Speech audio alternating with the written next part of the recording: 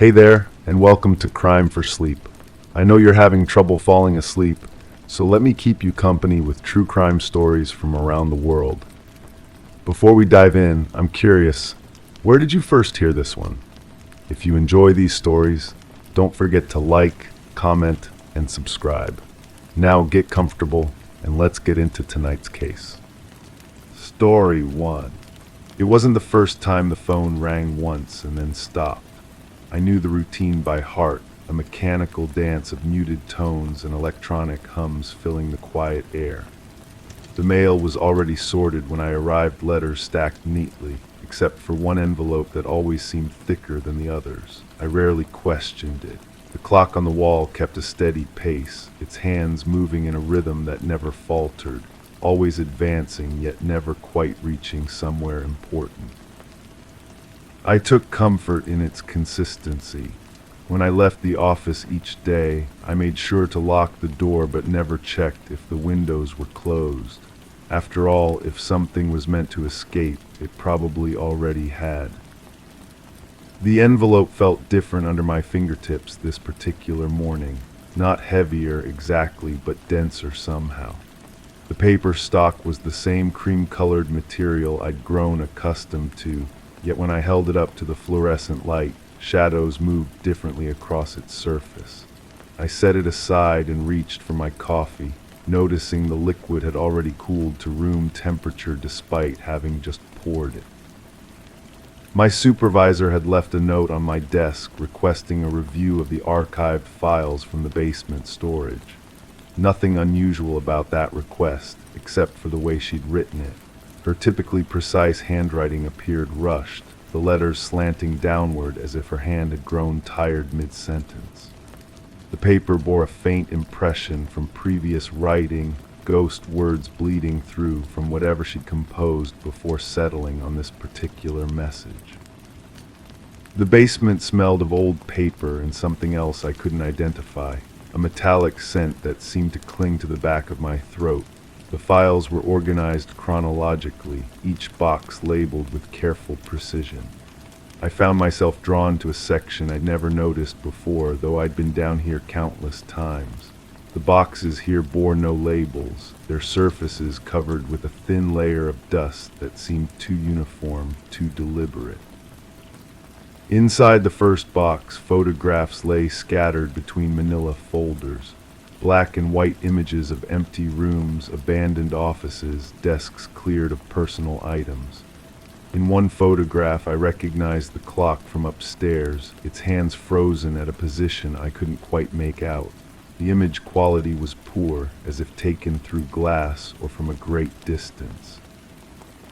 A sound from upstairs interrupted my examination. Footsteps moving across the floor above, though I was certain I'd been alone in the building. The steps followed a pattern, 3 quick paces, a pause, then 2 more steps before stopping entirely. I waited for the sequence to repeat, but silence returned, thick and expectant. When I climbed back upstairs, the thick envelope had been moved. Not far, just rotated slightly so its corner now pointed toward the window instead of the door. The coffee cup sat exactly where I'd left it, but the liquid inside had vanished entirely, leaving only a ring of residue at the bottom. The phone rang again. This time I answered before it could stop. "You're still there," a voice said. Not a question, but an observation delivered in a tone that suggested familiarity. "Who is this? You know who this is." But I didn't. The voice carried qualities. I recognized a certain cadence, a way of emphasizing certain syllables, yet I couldn't attach it to any face or memory. The connection ended before I could respond. I opened the envelope. Inside, a single sheet of paper bore a typed message. The windows were open that night. Below the text, someone had drawn a small circle in blue ink, then crossed it out with a different pen. The paper smelled faintly of cigarettes, though no one in our office smoked. My memory of that night felt fragmented, like trying to recall a dream while still half asleep. I remembered staying late to finish a report, the building empty except for the security guard who made his rounds every few hours. The cleaning crew had already finished their work, leaving behind the scent of industrial disinfectant and floor wax. But which night the memory felt both recent and distant, as if it existed in a space between yesterday and years ago. I recalled the sound of rain against glass, though I couldn't remember if it had actually rained or if I'd simply expected it to. The office had felt different that evening, charged with an energy I couldn't explain. I found myself walking to the window, though I hadn't consciously decided to move. The glass was cool against my palm, and when I pulled my hand away, it left a perfect print that began to fade immediately. 3 floors below, the parking lot appeared normal. Cars arranged in neat rows, a few pedestrians moving along the sidewalk with the purposeful stride of people who knew exactly where they were going. The security guard from that night had mentioned something about the windows. I could almost hear his voice, gravelly from years of cigarettes, telling me something important. But the harder I tried to focus on his words, the more they seemed to slip away, like trying to hold water in cupped hands. I returned to my desk and found a second note from my supervisor. This one was written in the same handwriting, but the ink was different black instead of blue, and still wet enough to smudge when I touched it. Please see me before you leave today. The timestamp showed it had been printed from her computer, but her computer had been off when I'd walked past her office earlier. The afternoon passed in a series of interrupted moments. Tasks I started but couldn't finish, phone calls that ended abruptly, conversations with coworkers that felt scripted, as if we were all reading from pages we'd never seen before. The clock continued its steady progression, but I found myself losing track of where the hands had been just moments before. Around what I assumed was late afternoon, though the light outside seemed wrong for the time, I made my way to my supervisor's office. The door stood slightly ajar, revealing a slice of the interior. Her desk was clear except for a single manila folder and the same type of thick envelope I'd been receiving. She wasn't there, but her coffee was still steaming.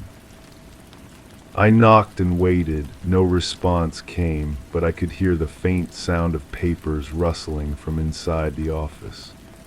When I pushed the door open wider, the room appeared exactly as I'd seen it through the crack, but the rustling had stopped. The manila folder contained photocopies of incident reports, each one documenting minor irregularities in the building's security.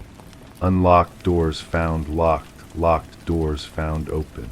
Windows closed during the day but opened the following morning. Elevator buttons pressed from floors where no one was working. Each report was signed by the same security guard, his signature growing progressively less legible with each incident. The final report was different. Instead of documenting another minor security breach, it contained a single line: subject observed on 3rd floor after hours. No record of authorized access. The date was smudged, but something about it felt significant, connected to that fragmented memory of staying late. I heard footsteps in the hallway, the same pattern as before. 3 quick steps, pause, 2 more steps. But this time they continued past the office door, fading as they moved toward the elevator. I followed the sound, but the hallway was empty, and the elevator showed no signs of recent use. Back at my desk, another envelope waited. This one was unsealed, its flap tucked loosely inside. The paper inside was blank except for a phone number written in pencil. The numbers were familiar, though I couldn't immediately place them. When I dialed, the line connected to a recording that played the sound of an empty office, the hum of fluorescent lights, the distant murmur of air conditioning, the occasional creak of settling furniture. The recording played for exactly 1 minute before ending with a click that sounded like a door closing. I began to notice details I'd previously overlooked. The way certain floor tiles in the hallway showed more wear than others, creating a path that led from the elevator to my office and nowhere else. The fact that my desk drawer, which I never locked, required a key I didn't remember receiving.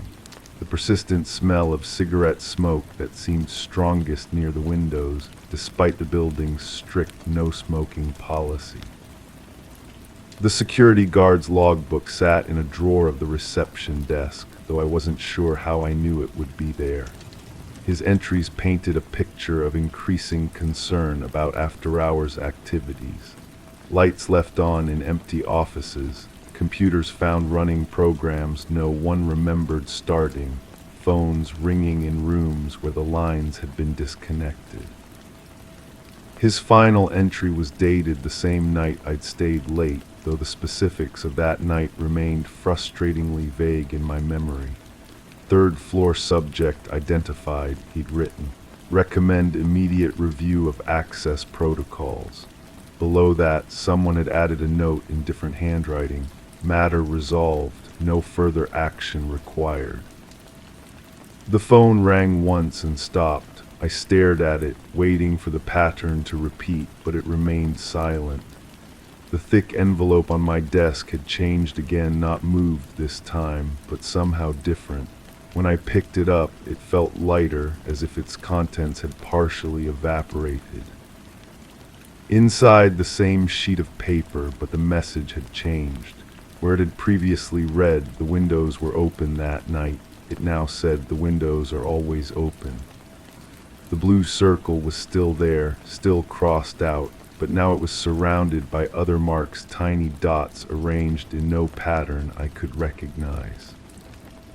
I walked to the window again. This time when I pressed my palm against the glass, it felt warm instead of cool.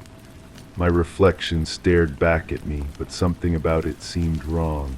Not distorted exactly, but as if I were looking at someone who resembled me rather than myself. The parking lot below had emptied while I wasn't watching. No cars, no pedestrians, just empty pavement stretching toward a horizon that seemed farther away than it should have been. I tried to remember if I'd seen anyone leave, but realized I hadn't been paying attention to the normal rhythms of departure that marked the end of each workday. My supervisor's office remained empty, her coffee now cold, the manila folder closed. I opened it again and found the incident reports had been rearranged. The final report, the one mentioning the third floor subject, was now missing. In its place, a blank form with only the header filled out and a signature at the bottom, my signature, though I had no memory of signing it. The elevator arrived before I pressed the call button, its doors opening to reveal an interior that looked exactly as it always had, yet felt completely unfamiliar. I stepped inside and pressed the button for the ground floor, but when the doors opened, I was still on the third floor. The hallway stretched in both directions, identical to the one I just left, but somehow reversed, as if I were seeing it in a mirror. I walked back to my office, though I wasn't certain it was my office anymore. The desk looked the same, the papers arranged as I'd left them, but the clock on the wall had stopped.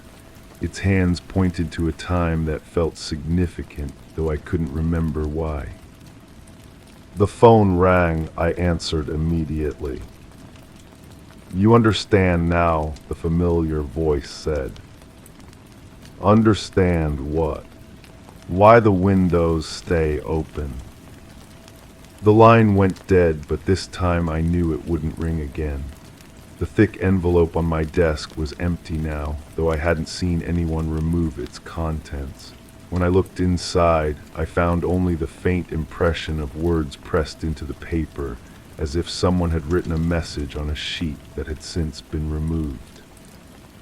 I traced the impressions with my finger, trying to make out the words. They seemed to form a question, though I could only make out fragments. How long and before you realized, and something that might have been watching. The building felt different now, as if it had shifted slightly while I wasn't paying attention. The familiar sounds had changed. The hum of the air conditioning was pitched higher. The fluorescent lights buzzed with a rhythm that didn't match my heartbeat the way they used to. Even my footsteps sounded different on the carpet, muffled in a way that suggested something had changed in the space between my shoes and the floor. I gathered my things, though I wasn't sure what I was gathering them for. My keys felt foreign in my hand, their weight distributed differently than I remembered. When I locked my desk drawer, the mechanism engaged with a click that echoed longer than it should have in the quiet office. The elevator worked normally this time, carrying me down to the ground floor without incident. The lobby was empty, as I'd expected, but the security desk bore signs of recent occupation, a coffee cup still warm to the touch, a newspaper folded to the crossword puzzle with several words filled in. I signed out in the logbook, adding my name to a list that contained only my name, repeated in slightly different handwriting, as if I'd been the only person to leave the building for days or weeks. The dates beside each entry were smudged beyond recognition. Outside, the evening air carried the scent of rain that hadn't fallen and cigarette smoke from someone I couldn't see. The parking lot was no longer empty. My car sat exactly where I'd left it, though I couldn't remember parking it there. The keys in my hand fit the lock perfectly, but when I turned them, the engine started with a sound I didn't recognize. As I drove away, I glanced back at the building in my rearview mirror. A light was on in my office window, though I was certain I'd turned it off. Someone stood silhouetted against the glass, but the distance was too great to make out any details. They raised their hand in what might have been a wave or a warning. I drove home through streets that followed their familiar pattern but felt somehow rearranged, as if the city had been rebuilt according to a blueprint that was almost, but not quite, identical to the original. The radio played songs I recognized but couldn't name, performed by voices that sounded like people I might have known. At home, I found a thick envelope waiting in my mailbox, identical to the ones that had appeared on my desk. This one was sealed, its contents creating a weight that shifted when I moved it, as if whatever was inside was liquid rather than solid. I didn't open it. Instead, I placed it on my kitchen table and stared at it while I made dinner, ate, and washed the dishes. It remained unchanged throughout the evening, but I could feel it there, a presence that demanded attention without asking for it directly. When I finally went to bed, I left it unopened on the table. In the morning, I knew it would be gone, and another would appear on my desk at work. The phone would ring once and stop. The clock would continue its steady progression toward a destination it would never reach. And I would continue to play my part in this mechanical dance, this routine of muted tones and electronic hums, because I had finally understood what the voice on the phone had been trying to tell me. The windows weren't just open that night, they had always been open, and I had always been the one watching from the other side of the glass, waiting for someone to notice that the person at the desk wasn't quite the same person who had left the night before. The envelope on my kitchen table contained no answers, just as the ones at work never had. They were simply markers in a pattern I was only beginning to recognize, breadcrumbs in a trail that led not to safety, but to the realization that I might have been walking in circles far longer than I'd ever imagined. Story 2. I rested my hand on the rough wooden table, feeling the grain under my fingertips. The room was still, too still, like an exhaled breath waiting to be drawn back in. The faint aroma of burnt coffee lingered, more memory than scent, as I rubbed a small splinter with my thumb. My skin tingled with a sensation I couldn't place. Maybe it was the muted hum just at the edge of hearing. It felt like something brushed past my awareness, leaving a question unanswered. And suddenly the air felt heavier, like a stitch that had come undone. The conference room hadn't changed since my last visit, yet everything felt different. The same beige walls, the same water stains on the ceiling tiles, the same fluorescent light that flickered intermittently. But the chair across from me had it always been pushed back at that angle. The stack of manila folders on the windowsill seemed thicker now, or maybe I was just noticing them for the first time. She was supposed to be here by now, the woman who claimed to know what happened that night. When she called, her voice carried the weight of someone who had been carrying secrets too long. She said she had information about the case, about what really happened in the parking lot behind the diner.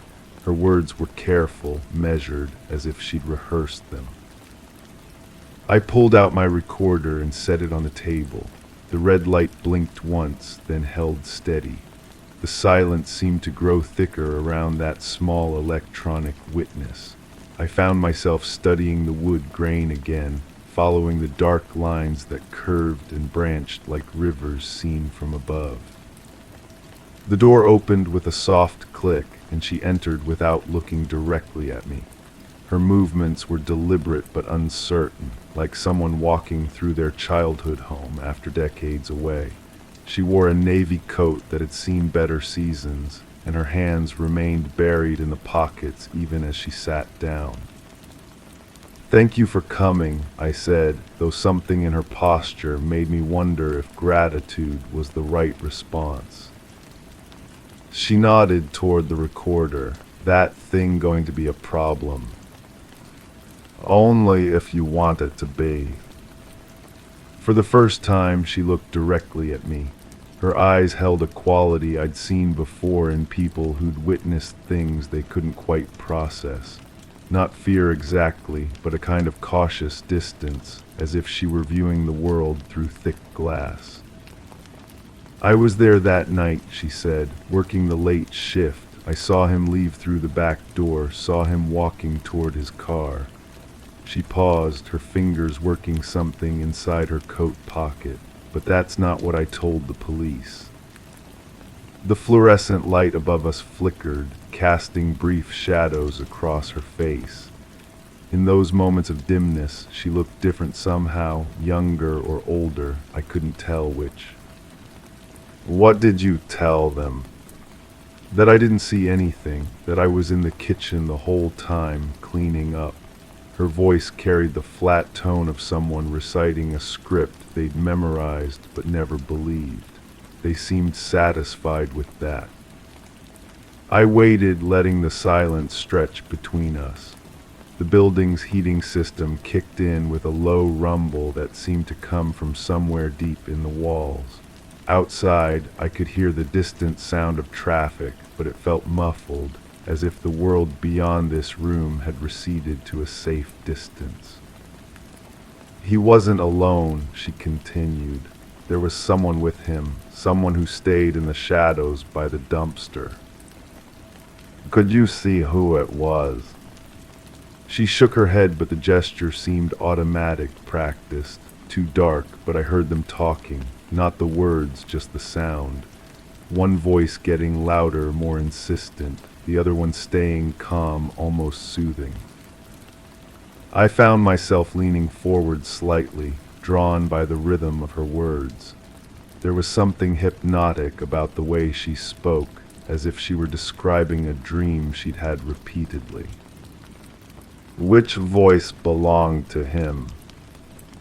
"That's the thing," she said, and for the first time uncertainty crept into her tone. I thought I knew, but now, thinking back, I'm not so sure. The recorder continued its silent work, the red light steady and patient. I wondered what it was capturing, that I might be missing the subtle changes in her breathing, the small sounds she made when she paused to think. "The police report says he was found near his car," I said, keys still in his hand. "That's right." She pulled her hands from her pockets and placed them flat on the table. Her fingers were long and pale, with small scars across the knuckles. Kitchen scars from years of working with knives and hot surfaces, but those weren't his keys. The room seemed to contract around us. Even the distant traffic noise faded to nothing. What do you mean? His car was a sedan, dark blue, but the keys he was holding were for a pickup truck. I know because I saw them under the security light. The keychain had one of those little leather tags, the kind you get at hardware stores. I felt that familiar tightness in my chest that came when a case started to reshape itself. Facts I thought I understood began shifting, rearranging themselves into new patterns. Did you tell anyone about this?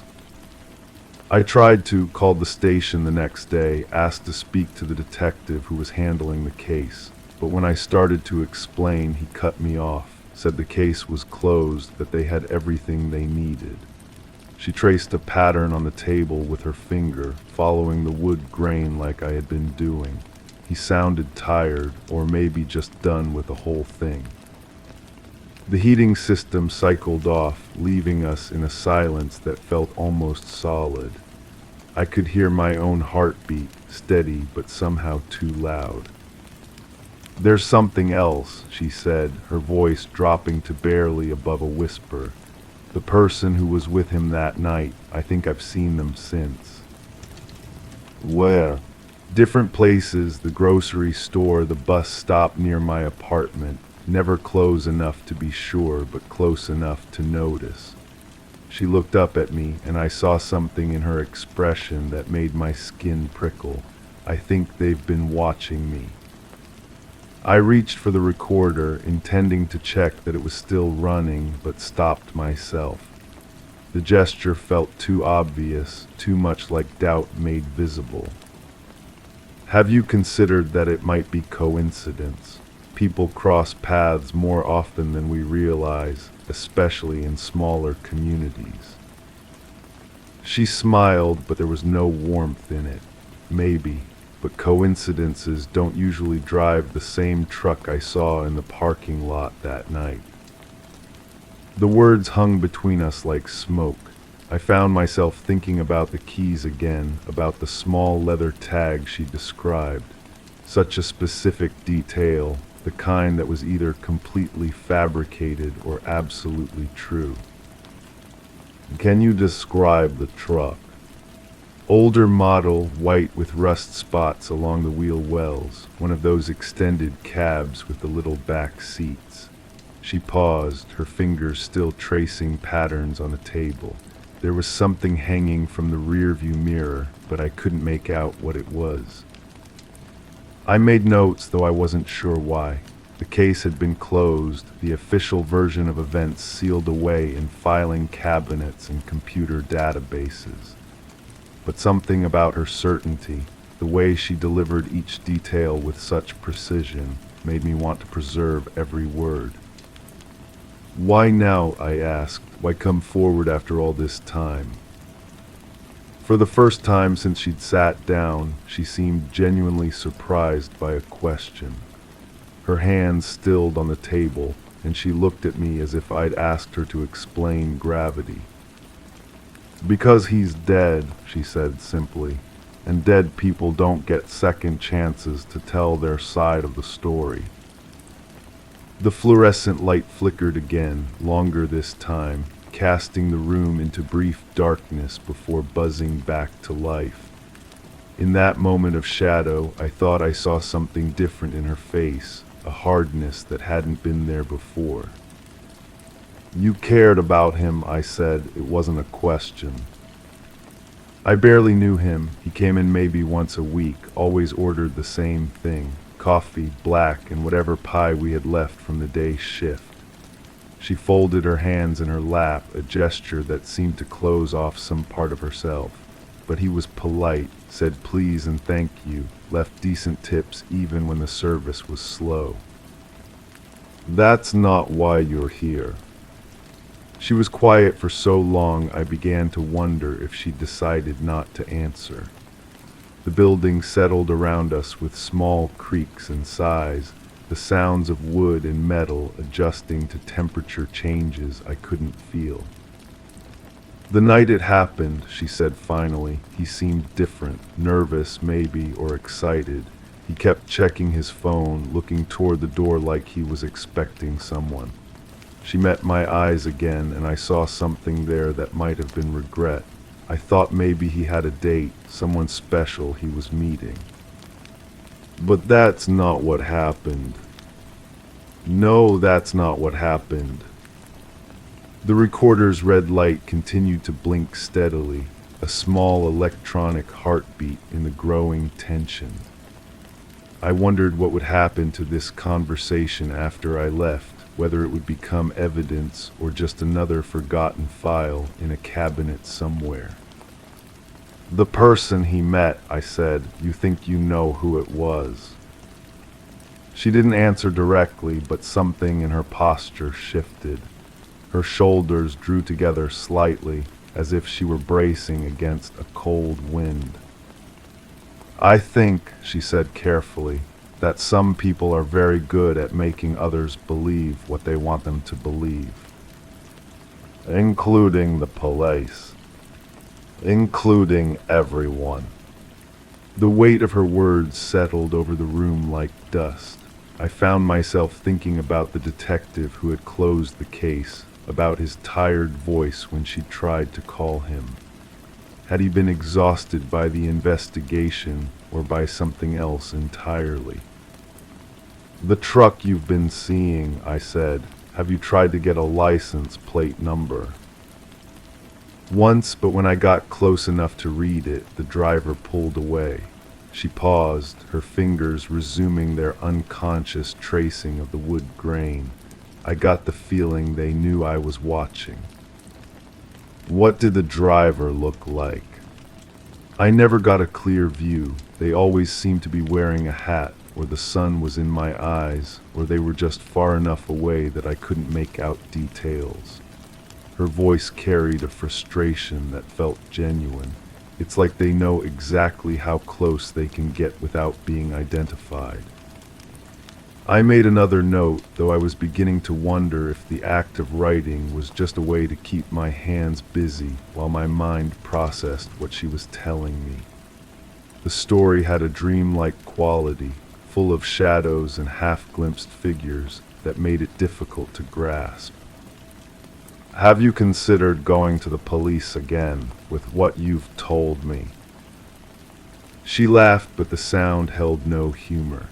And tell them what? That I lied the first time, and now I think someone might be following me in a truck I can't properly describe, that the victim was holding the wrong keys, which somehow proves he was murdered instead of mugged. The keys are physical evidence, that's not speculation. Were physical evidence. Do you think they're still sitting in some evidence locker, waiting for someone to notice they don't match the victim's car? She shook her head slowly. Evidence has a way of disappearing when it doesn't fit the official story. The heating system kicked in again, filling the silence with its mechanical breathing. I found myself wondering about the building we were in, about all the conversations that had taken place in this room. How many other people had sat at this table, sharing secrets they couldn't carry alone. There's one more thing, she said, and her voice had changed again, becoming softer and somehow more distant. The night he died, after the police left and the ambulance took him away, I went out to the parking lot. Why? I don't know, maybe I was looking for something they missed, or maybe I just needed to see the place where it happened. She was quiet for a moment, her eyes unfocused as if she were seeing something beyond the walls of the room. There was a smell. What kind of smell? Sweet but not pleasant, like flowers that had been left too long in water. She wrinkled her nose slightly, as if the memory carried the scent with it. It was strongest near where they found him, but it didn't seem to belong there. I felt a chill that had nothing to do with the building's temperature. Smells were among the most reliable triggers of memory, but also among the most difficult to verify. What she was describing could have been anything or nothing at all. Did you mention this to anyone? Who would I tell? The police were already packing up their equipment, treating the whole thing like a routine mugging gone wrong. Her hands had stilled on the table again, and I noticed that her breathing had become more shallow, but I've smelled it since then. Sometimes when I'm walking home from work or when I'm in the grocery store.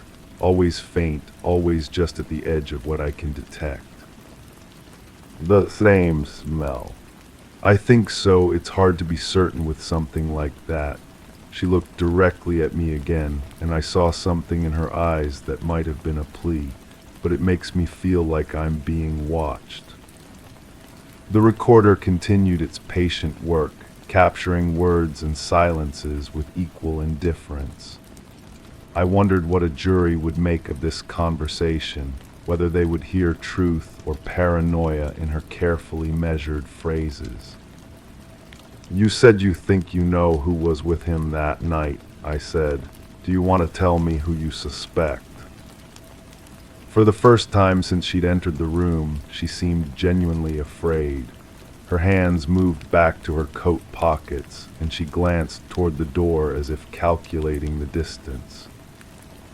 I can't prove anything, she said, and without proof, accusations are just another form of gossip. This isn't gossip. This is a conversation between two people trying to understand what happened. Is it? She tilted her head slightly, studying me with an intensity that made me uncomfortable. Or is this just another way for the truth to get buried deeper?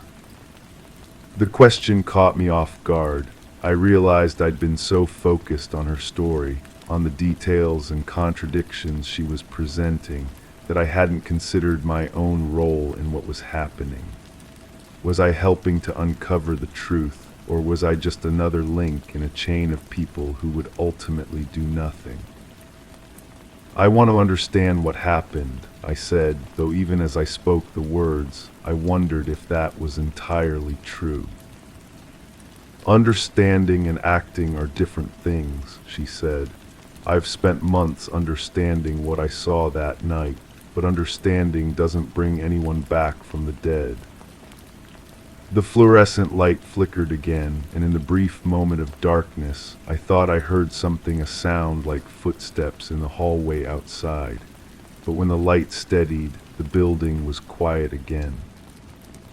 Someone's coming, she said, though I hadn't heard anything more. Are you expecting someone? No, she was already standing, her movements quick but controlled. But I know the sound of those footsteps. I listened, straining to hear whatever had alerted her, but the building remained silent. Yet something in her certainty made my pulse quicken. Who is it? Someone who doesn't want this conversation to continue. She moved toward the door, then stopped and turned back to me. The truck I told you about, it's parked across the street. Has been since I got here. I felt the room shift around me, reality adjusting itself to accommodate this new information.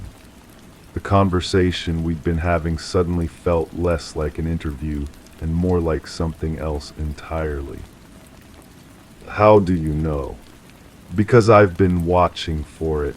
Her hand was on the door handle now, and I could see the tension in her shoulders. The question is, what are you going to do with what I've told you? Before I could answer, she was gone, slipping out of the room with the same quiet efficiency she'd used to enter it. I sat alone with the recorder, its red light still blinking steadily, capturing nothing but the sound of my own breathing and the building's mechanical size. I waited, listening for footsteps in the hallway, for voices, for any sign of the presence she'd sensed. But the silence stretched on, broken only by the familiar sounds of a building at rest. Eventually, I reached over and clicked off the recorder. The red light died, leaving me in the beige room with its water-stained ceiling and flickering fluorescent bulb. I gathered my things slowly, reluctant to leave, but uncertain why. At the door, I paused and looked back at the wooden table where we'd sat. The wood grain seemed different now, the patterns less random than I'd first thought. In the parking lot, I looked for the white truck she'd described, but the street was empty except for the usual scatter of parked cars. No extended cab with rust spots, no figure watching from behind tinted windows, just ordinary vehicles belonging to ordinary people living ordinary lives. But as I drove away, I found myself checking the rearview mirror more often than usual, and when I stopped at traffic lights, I caught myself scanning the other cars for signs of surveillance.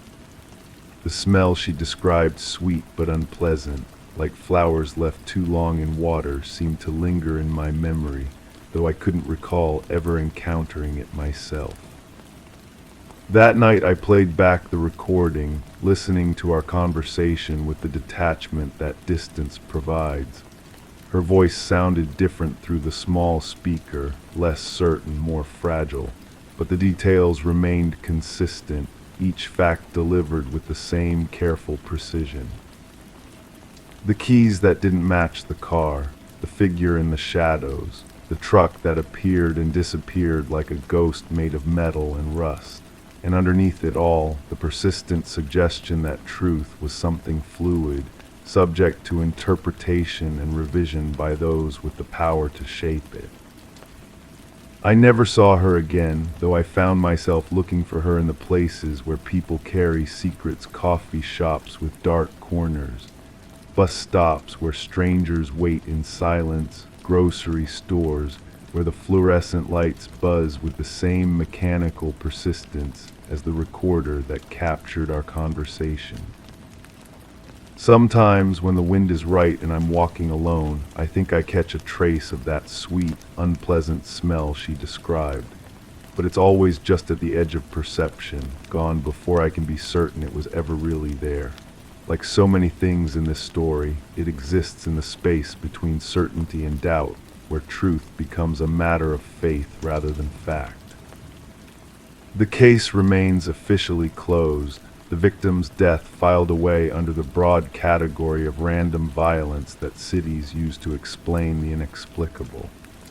But somewhere in the space between what we know and what we can prove, other possibilities continue to exist, patient and persistent as the red light on a recorder, waiting for someone brave enough to press play. Story 3. It always clicked shut on its own, I was sure of it. Every morning, the second door in the hallway would gently latch, a soft sound easily overlooked. Its closing was as reliable as the sun rising, so much so that I'd stopped noticing it until last Tuesday. I paused outside, hearing its faint whisper but no click. The next day, the door drifted slightly ajar, leaving me uneasy. Today, the gap has widened, shadows collecting where they shouldn't. I checked it twice, yet the silence hangs, asking if my memory is playing tricks. The thing about doors is they tell stories we don't want to hear. This particular door, painted white like all the others in the building, had become my unwitting timekeeper. Its mechanism was old but dependable, the kind that settles into place with a satisfying finality. I'd grown accustomed to that sound, the way you grow accustomed to your own heartbeat present, but unnoticed until something goes wrong. I remember when I first moved into this apartment complex. The hallways stretched long and narrow, lined with identical doors that seemed to breathe in the artificial light. Mine was the third from the elevator, but it was always the second door that caught my attention, not because of anything dramatic, but because of its consistency. Every morning as I left for work, I would hear it settle closed behind someone, a neighbor, I assumed, though I never saw who. The building housed the kind of people who valued their privacy. We passed each other in the hallways with polite nods, shared elevators in comfortable silence, collected mail from boxes arranged in neat rows. There was something almost choreographed about how we avoided each other's personal space while maintaining the illusion of community. The second door fit perfectly into this arrangement, present but not intrusive, part of the daily rhythm without demanding attention. But rhythms, once broken, leave echoes that are hard to ignore. I started paying attention to small things I'd previously dismissed. The way the hallway carpet showed where patterns near certain doors but not others. How some apartment numbers had been recently replaced while others showed years of handling. The second door's brass nameplate had been removed, leaving only the ghost of its outline and 4 tiny screw holes that caught the light. When I think about it now, I realize the clicking had been growing fainter over time. Not suddenly, but gradually, the way a battery-powered clock slows down before it stops entirely. I must have unconsciously adjusted to the change, the way we accommodate a friend's declining hearing by speaking slightly louder without realizing we're doing it. The mechanism was failing, and I'd been compensating without knowing it. There's something unsettling about discovering you've been living with an assumption that was slowly becoming untrue. It makes you question what else you might be wrong about, what other details you've been filling in from memory rather than observation. The second door became a symbol of this uncertainty, a physical manifestation of how unreliable our perceptions can be.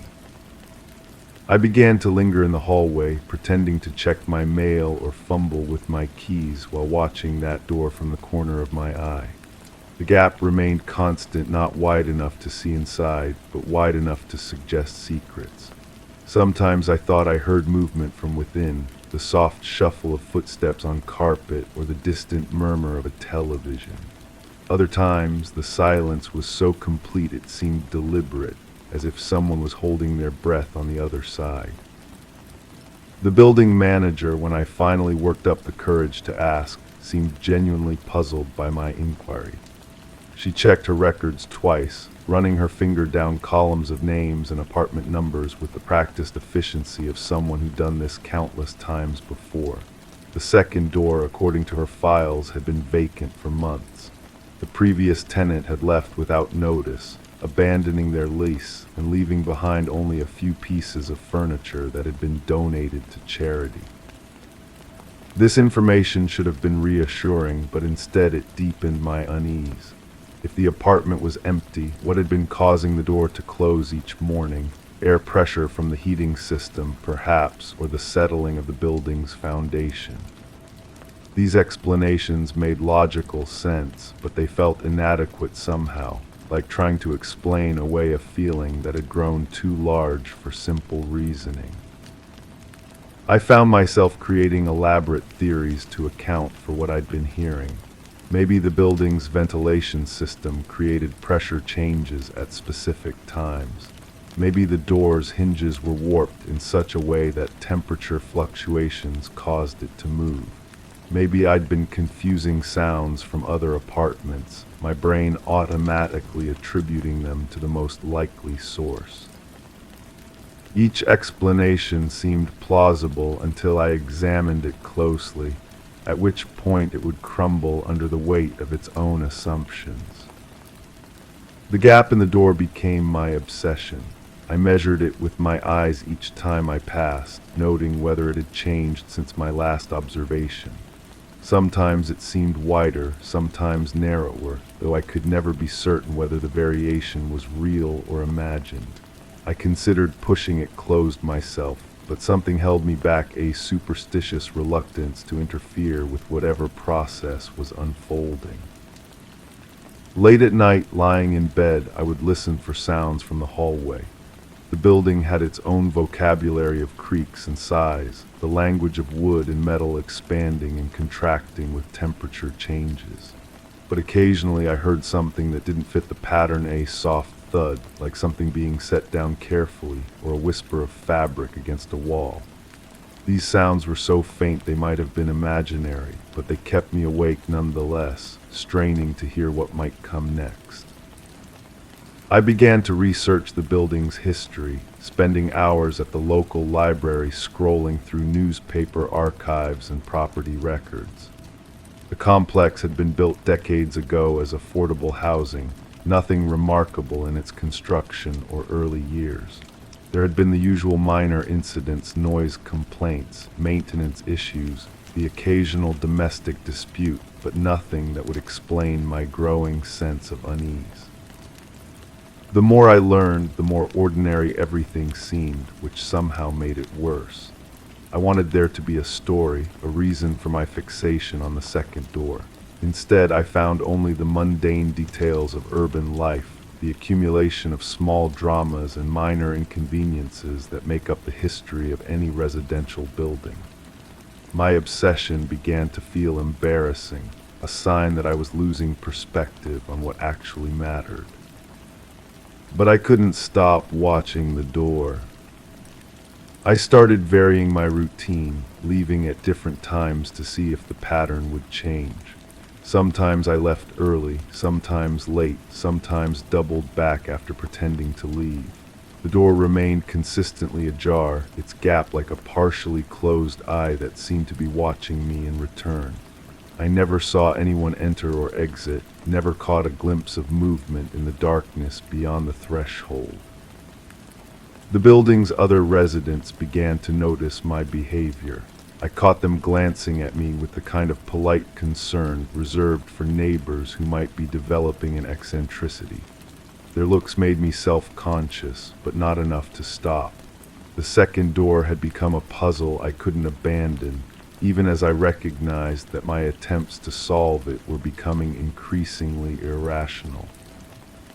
I considered the possibility that I was losing my grip on reality, that the stress of work and isolation was manifesting in an unhealthy fixation on something essentially meaningless.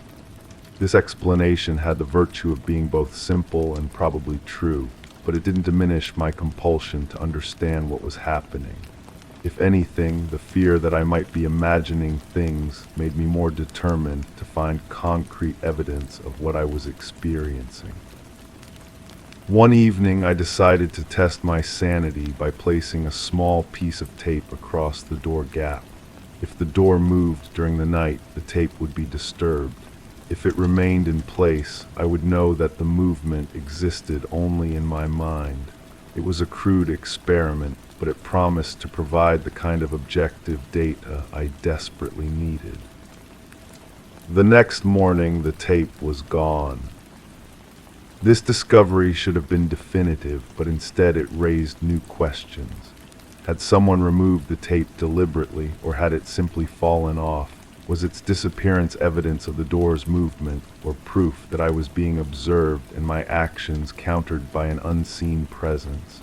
The absence of the tape told me nothing certain, only that something had changed in a way I couldn't fully understand. I became more careful in my observations, more systematic in my approach. I noted the exact width of the gap at different times, sketched the pattern of shadows that fell across the threshold, even attempted to photograph the door from various angles. These activities gave me the illusion of scientific rigor, but the data I collected only deepened the mystery. The door seemed to exist in a state of constant subtle change, never quite the same from one observation to the next. The photographs were particularly unsettling. What appeared stable to my naked eye looked different through the camera lens, as if the act of recording somehow altered what was being recorded. The gap seemed wider in some images, narrower in others, though I was certain I'd taken them from the same position. Light fell differently across the threshold in ways that didn't match my memory of the conditions when I'd pressed the shutter. I began to wonder if the problem wasn't with the door, but with my perception of it. Perhaps my fixation had created a kind of feedback loop, where my expectations influenced what I saw, which in turn reinforced my expectations. The human brain, I knew, was remarkably good at finding patterns even where none existed, at creating meaning from random events. Maybe the second door was nothing more than the victim of my overactive imagination.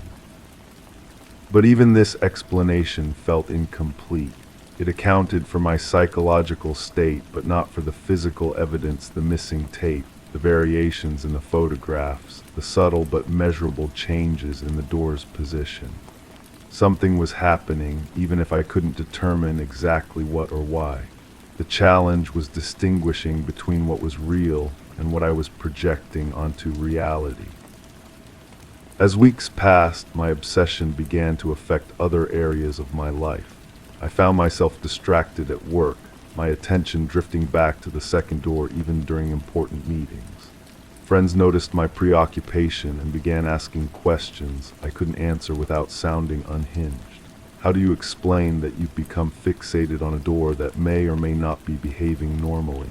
How do you justify spending hours analyzing something that might be entirely in your head? The isolation this created only made things worse. Without anyone to share my observations with, I had no way to calibrate my perceptions against external reality. The second door became my private obsession, a secret that grew larger and more consuming the more I tried to contain it. I began to feel like I was living in two worlds: the normal one where doors behaved predictably, and the strange one where nothing could be taken for granted. I started having dreams about the hallway, vivid scenarios where I finally pushed the door open and discovered what lay beyond. Sometimes the apartment was empty, just as the building manager had claimed. Sometimes it was furnished but covered in dust, as if frozen in time. Sometimes it was occupied by a presence I couldn't quite see, a shadow that retreated just as I was about to make contact. I would wake from these dreams with a sense of urgency, as if something important had been revealed and then immediately forgotten. The boundary between sleeping and waking began to blur. I would find myself standing in the hallway at odd hours, studying the second door with an intensity that surprised me. Had I walked out there intentionally, or had I been drawn by some unconscious compulsion? The distinction seemed less important than the opportunity to observe the door under different conditions, to add new data to my growing collection of inexplicable details. I realized that I'd stopped trying to solve the mystery and had instead become part of it. My presence in the hallway was now as much a fixture as the door itself, an element in whatever strange equation was playing out in that narrow space. Other residents had begun to avoid the area, taking longer routes to their apartments rather than pass by where I might be standing, notebook in hand, staring at something they couldn't understand the significance of. The second door had transformed from a minor curiosity into the organizing principle of my daily life. Everything else, work, relationships, responsibilities, had become secondary to the need to understand what was happening in that threshold space between closed and open, between occupied and vacant, between real and imagined. I was no longer observing the mystery. I had become part of it. And now, as I stand here once again in the hallway, I notice something that makes my breath catch.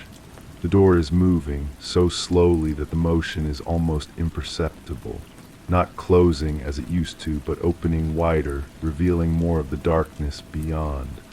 The gap that had remained constant for so long is expanding, and I realize that whatever process began with that first missing click is still unfolding. I reach toward the door, my hand trembling slightly, and pause. The silence in the hallway is complete, but it feels expectant rather than empty, as if something is waiting for me to make a choice. The door continues its almost invisible movement, and I understand that I've been watching the wrong thing all along. It was never about the door closing. It was about what would happen when it finally opened completely. The soft whisper of hinges reaches my ears, and I remember that first morning when I noticed the absence of the click. It always clicked shut on its own, I was sure of it, but now I wonder if I was wrong about everything from the very beginning. Story 4.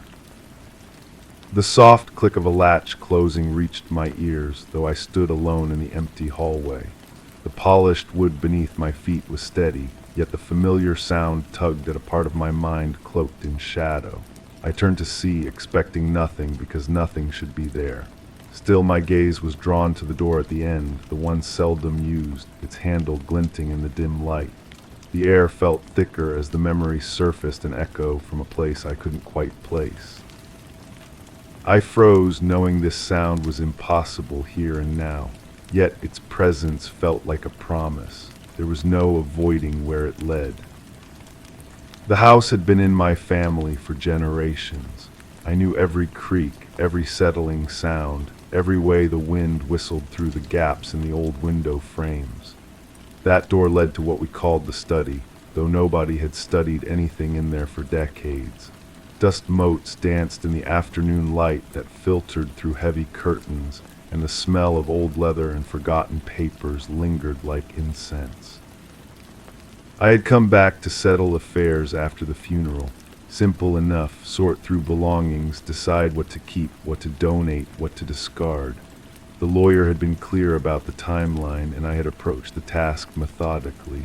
Room by room, drawer by drawer, box by box. It was therapeutic in a way. Each decision felt like closing a chapter. The study had been my final stop. I remembered walking in that morning, noting how the light fell across the mahogany desk in exactly the same pattern I recalled from childhood visits. The papers were stacked neatly: bills, correspondence, a few old photographs tucked between the pages of books that hadn't been opened in years. I had worked steadily, creating piles, making lists. Everything had its place, its purpose, its destination. By afternoon, I was finished. I had locked the door behind me, heard that distinctive click of the old brass mechanism falling into place. The key was heavy in my palm, worn smooth by decades of use. I had slipped it into my pocket and walked away, satisfied with a job completed. But now, standing in this hallway, I heard that same sound again. The click was unmistakable, yet I was alone. The house was empty. The nearest neighbor lived a quarter-mile away, and I had seen no cars in the driveway, no signs of anyone else's presence. My hand moved instinctively to my pocket. The key was still there, solid and reassuring. I pulled it out, studying its familiar weight and shape. The metal was cold against my palm, just as it should be. I approached the door slowly, my footsteps muffled by the old carpet runner that stretched the length of the hallway. The handle turned easily. The door swung open without resistance. Inside, everything appeared exactly as I had left it. The sorted piles of papers sat undisturbed on the desk. The books I had selected for donation remained in their cardboard box by the window. The trash bag full of outdated documents waited by the door, tied shut and ready for disposal. I stepped inside, breathing in the familiar scent of old wood and aged paper. The light had shifted as the afternoon progressed, casting longer shadows across the room. Perhaps that explained the feeling of strangeness. Rooms could feel different at different times of day, couldn't they? The same space that felt welcoming in morning sunshine might seem melancholy in the amber glow of late afternoon. I conducted a mental inventory, comparing what I saw with what I remembered leaving behind. Nothing seemed out of place. The leather chair sat at the same angle to the desk. The reading lamp remained switched off, its brass base gleaming dully. Even the small crystal paperweight sat exactly where it always had, catching and fracturing the light into tiny rainbows. Satisfied, I backed out of the room and closed the door again. This time I paid careful attention to the sound. Click, sharp, decisive, final. I tested the handle to ensure it was properly latched. It was. I pocketed the key once more and headed toward the kitchen, already planning my evening meal and tomorrow's departure. But something nagged at me as I walked away, a sensation like a word on the tip of my tongue, a memory just out of reach. I paused at the kitchen doorway and looked back down the hallway. The study door stood closed exactly as I had left it. The handle caught the light at the same angle. The shadows fell in the same patterns. Yet something felt different. I shook my head, attributing the feeling to fatigue. It had been an emotionally exhausting week. Grief had a way of playing tricks on perception, didn't it? Making the familiar seem strange, the ordinary seem charged with meaning. I had read about this phenomenon. The mind, struggling to process loss, sometimes created mysteries where none existed.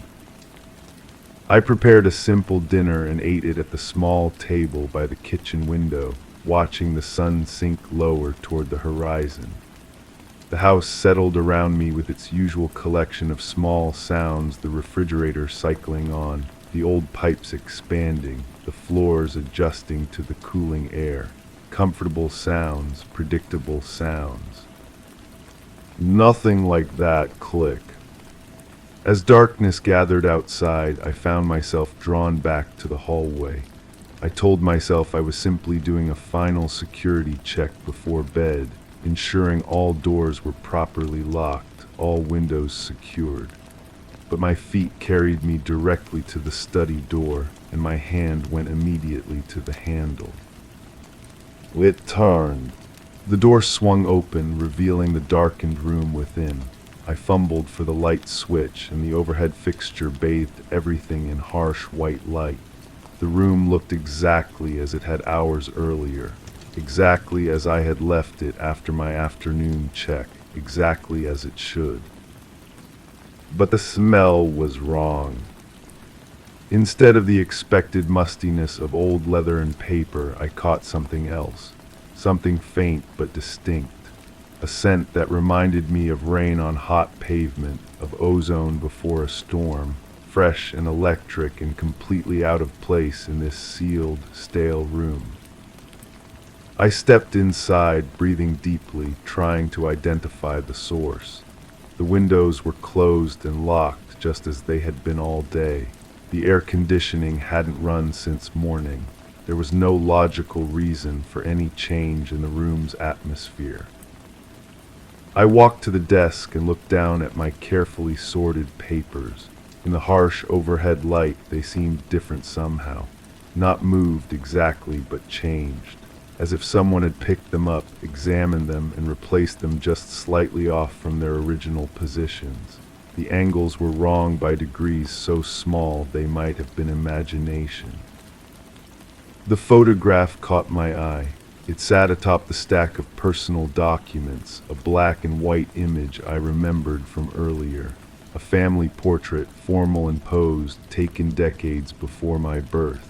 I had studied it that morning, trying to place the faces, to connect them to the stories I had heard throughout my childhood. But now, looking at it again, I saw something I hadn't noticed before. In the background, behind the arranged family group, a door stood slightly ajar, and in that narrow opening, barely visible in the old photograph's shadows, was the suggestion of a figure. Someone standing just out of sight, present but not part of the formal gathering. I picked up the photograph, holding it closer to the light. The image was grainy, the contrast poor by modern standards. The figure in the doorway could have been a trick of light and shadow, a photographic artifact, an accidental double exposure.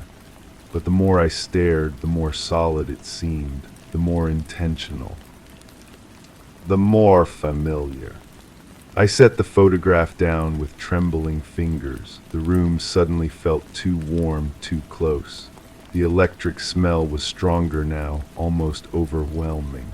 I backed toward the door, my eyes never leaving that image, that impossible figure in the background. As I reached for the light switch, movement caught my peripheral vision. Nothing dramatic, just a subtle shift in the shadows by the window.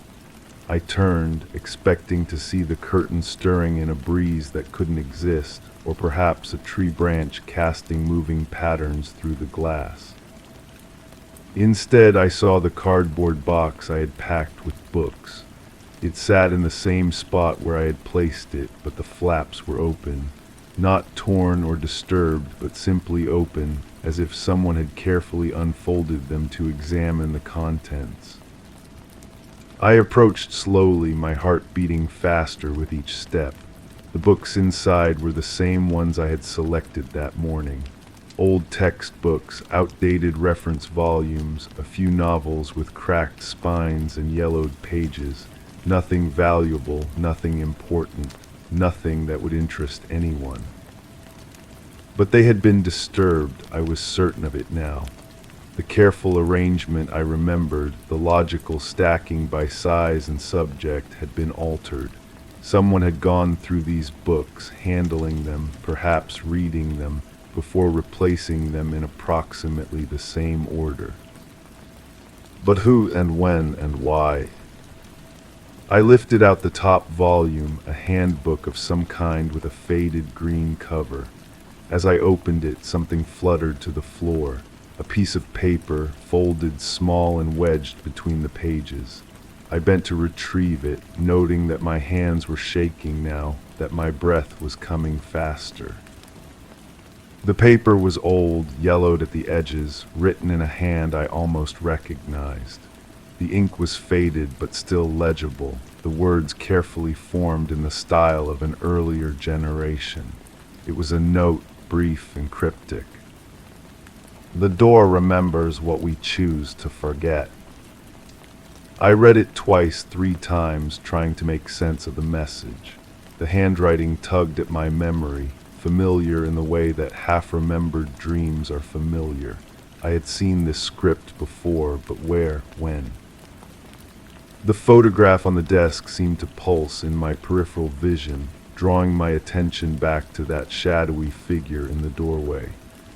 I looked from the note to the image and back again, feeling pieces of a puzzle shifting in my mind, trying to form a pattern I couldn't quite grasp. The click came again. This time I was inside the room when I heard it. The sound came from behind me, from the direction of the door I had entered through. I spun around, expecting to see the door swinging shut, but it remained open exactly as I had left it. The hallway beyond was dark now, lit only by the spill of light from the study.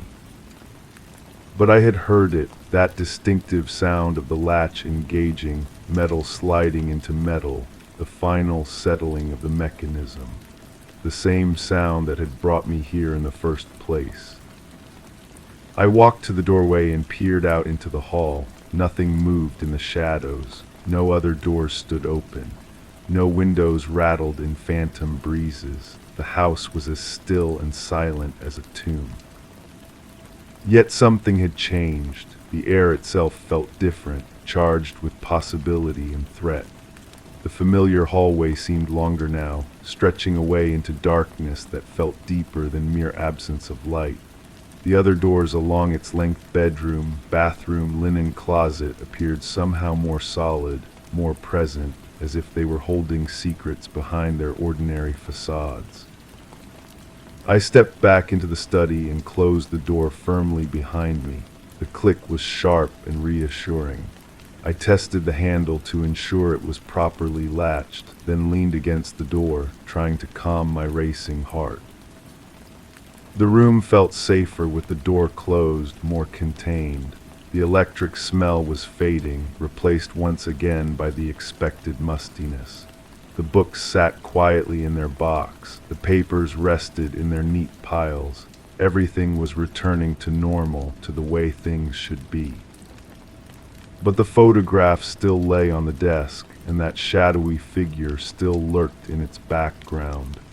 And the note still rested in my hand, its message as cryptic as ever.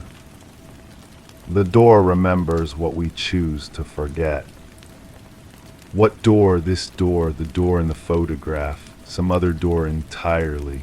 And what was it that had been forgotten? What memory was I supposed to recover? I sank into the leather chair, the same chair where I had sat as a child during rare visits to this room. It had seemed enormous then, too big for my small frame. Now it fit perfectly, embracing me with worn familiarity. The smell of old leather was comforting. grounding me in the physical world when my thoughts threatened to spiral into confusion. From this angle, the room looked different. The desk loomed larger, more imposing.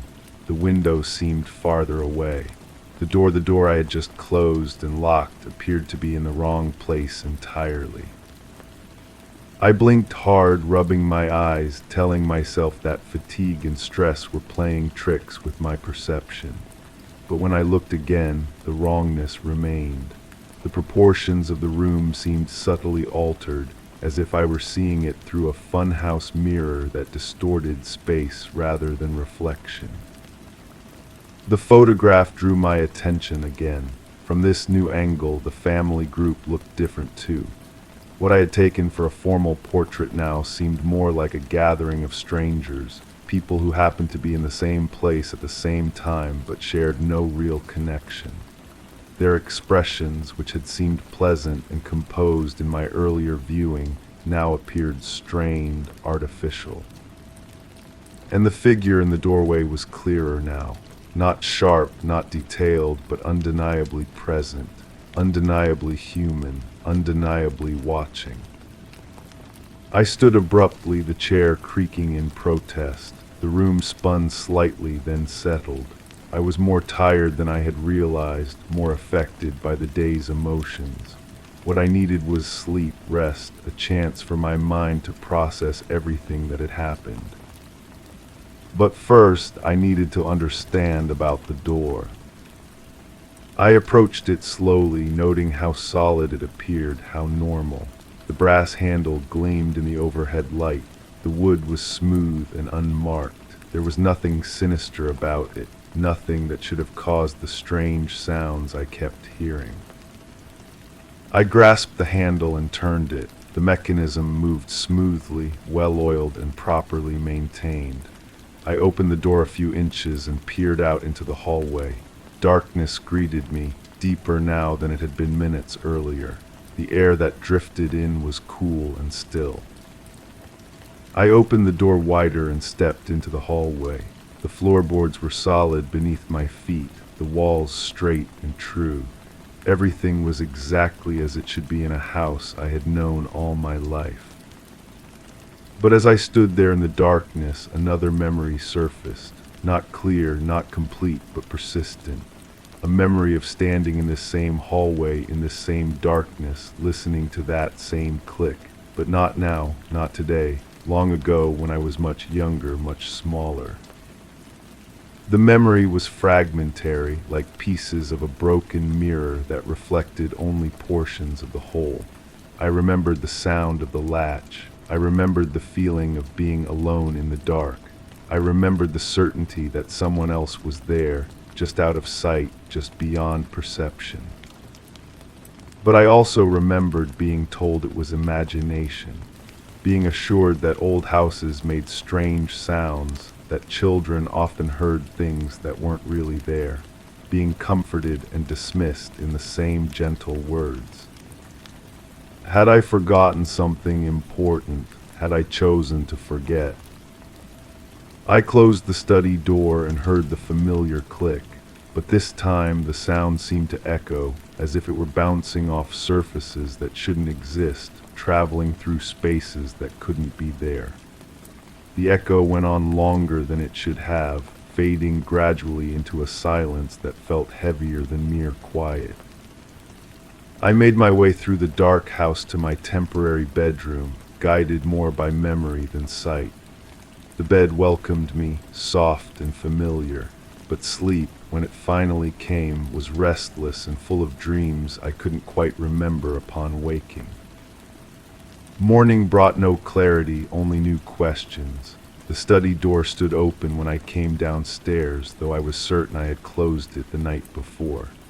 The room beyond was flooded with early sunlight, looking innocent and ordinary. The photograph lay face down on the desk, though I couldn't remember turning it over.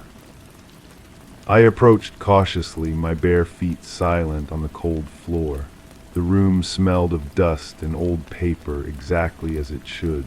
No trace of that electric, stormy scent remained. The books sat undisturbed in their box. The papers rested in their neat stacks. But the note was gone. I searched through the papers, lifted the books one by one, looked under the desk and behind the chair. The folded paper with its cryptic message had vanished as completely as if it had never existed. Only my memory of it remained, and even that was beginning to feel uncertain, dreamlike. Perhaps it had been a dream. Perhaps the entire strange evening had been nothing more than grief and exhaustion manifesting as waking nightmares. The mind was capable of remarkable self-deception when under stress. I told myself this as I finished packing, as I loaded my car, as I prepared to leave the house for what might be the last time. The logical explanation was always the most likely. Old houses made strange sounds. Tired minds created mysteries. Memory was unreliable, especially when colored by emotion. But as I took one final walk through the empty rooms, I found myself drawn once more to the study. The door stood open, welcoming. The sunlight painted everything in warm, golden tones. There was nothing threatening here, nothing mysterious. I stepped inside and looked around one last time. The desk where I had worked, the chair where I had sat, the window that framed the view of the garden, all exactly as they should be. The photograph was gone, probably packed away with the other personal items I had decided to keep. I was turning to leave when I saw it. There on the floor beside the desk lay a single piece of paper. Not the note I remembered, but something else, something new. I bent to pick it up, recognizing immediately the familiar handwriting, the careful script of an earlier generation. But this message was different. Some doors close, others only pretend to. My hands trembled as I read the words. The paper felt real, solid, undeniably present.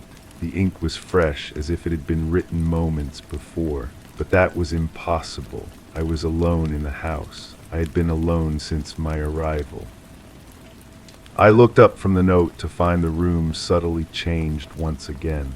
The proportions seemed different, the angles wrong. The door through which I had entered appeared to be in a different position, though I couldn't say exactly how. And there in the corner where shadows gathered despite the bright sunlight, I caught a glimpse of movement. Not clear, not definite, but present.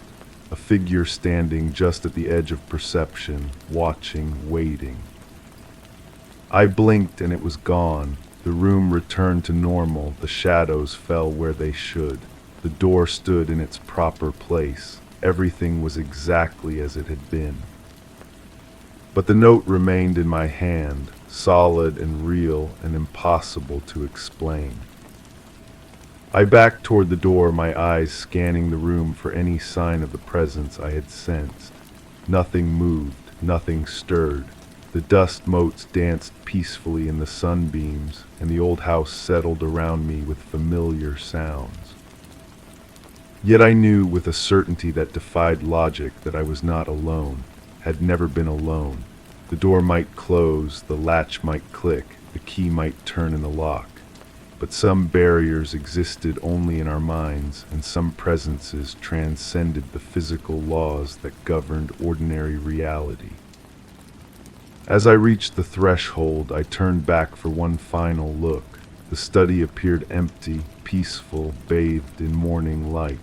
But in that light, I saw something that made my breath catch in my throat. There, on the polished surface of the desk, was the clear impression of a hand. Not mine, the fingers were longer, more slender. The print was faint but unmistakable, as if someone had pressed their palm against the wood and left an invisible mark that became visible only in the right light at the right angle. I stepped closer, drawn despite my fear. The handprint was perfectly formed, each line and whorl distinct. It was fresh, recent, as if it had been made moments before. but it was also old somehow, ancient, a mark that had always been there, waiting for the right moment to reveal itself. The door behind me clicked shut. I spun around, my heart hammering against my ribs. The door stood closed, the brass handle gleaming in the sunlight. I hadn't touched it, hadn't heard footsteps, hadn't sensed any movement. But the latch had engaged with that familiar sound, that impossible sound I had been hearing since my arrival. I approached the door slowly, reached for the handle, turned it. The mechanism moved smoothly, but the door didn't budge. I pulled harder, threw my weight against it, rattled the handle desperately. The door remained closed. I was trapped in the study, alone with the handprint on the desk, and the note in my trembling fingers, and the growing certainty that nothing I had experienced was quite what it seemed. The room felt smaller now, more confined. The walls appeared closer, the ceiling lower. The window that had seemed so bright and welcoming now looked out onto a garden I didn't recognize, where shadows fell in impossible directions and the light itself seemed wrong. I sank into the leather chair, clutching the note, staring at the handprint, trying to make sense of what was happening to me. The rational explanations were crumbling, leaving me with only questions and the uncomfortable suspicion that the answers lay buried in memories I had spent a lifetime trying to forget. The click came again, softer this time, almost gentle, not the sound of a latch engaging, but of one releasing. I looked up to see the door standing open once more, revealing the familiar hallway beyond. But was it familiar, or was that just what I wanted to believe? I rose from the chair on unsteady legs and walked toward the opening. The threshold seemed wider than before, the passage beyond both inviting and ominous. I paused at the edge, one foot in the study, one in the hallway, suspended between two realities that might both be true. Behind me, the handprint on the desk seemed to pulse with invisible life. Ahead, the hallway stretched into shadows that might hide anything or nothing. And in my hand, the note remained, its message as cryptic and unsettling as ever. Some doors close, others only pretend to. I stepped across the threshold, and the door clicked shut behind me one final time. But whether I had escaped the mystery or walked deeper into it, I could no longer say. The only certainty was that some questions have no answers, and some doors, once opened, can never truly be closed again. Story 5. The security camera footage began recording at 02:47 a.m., capturing the unbroken silence of the night. Upon arrival, entry points were undisturbed, locks unaltered, and the premises appeared secured according to standard protocol.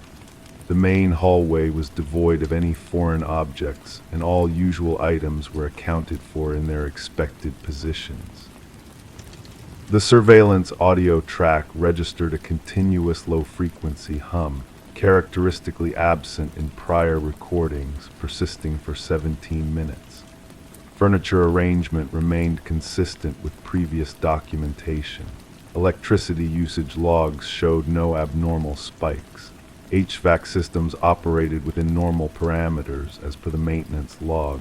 The audio anomaly ceased abruptly at 03:04 a.m., leaving no residual disturbances. There were no corroborative incidents in neighboring systems or areas, and yet the hum was isolated, untraced by any operational source. I can still feel it crawling beneath my skin, that persistent wrongness that settles in my chest like cold water. The report sits on my desk, its clinical language failing to capture what I know but cannot prove. My coffee has gone cold again. I've been staring at these words for hours, maybe days, and each time I read them, they feel more hollow, more deliberately empty. The hum, they call it an audio anomaly, but I remember the way it felt more than the way it sounded. Like standing too close to a power line, that electric tension that makes your teeth ache. But there was something else, something the microphones couldn't capture because it wasn't really sound at all. My hands are shaking again. They've been doing that since I started sleeping poorly, since the dreams began bleeding into my waking hours. The doctor says it's stress, prescribes pills that make everything feel wrapped in cotton, but the shaking continues. It's worse when I think about that night, about what the cameras didn't see. I was the first responder. That detail never made it into the report, scrubbed clean like everything else that might complicate the narrative.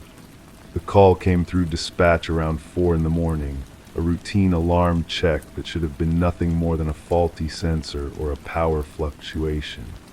I remember driving through empty streets, the radio crackling with static that seemed to pulse in rhythm with something I couldn't identify.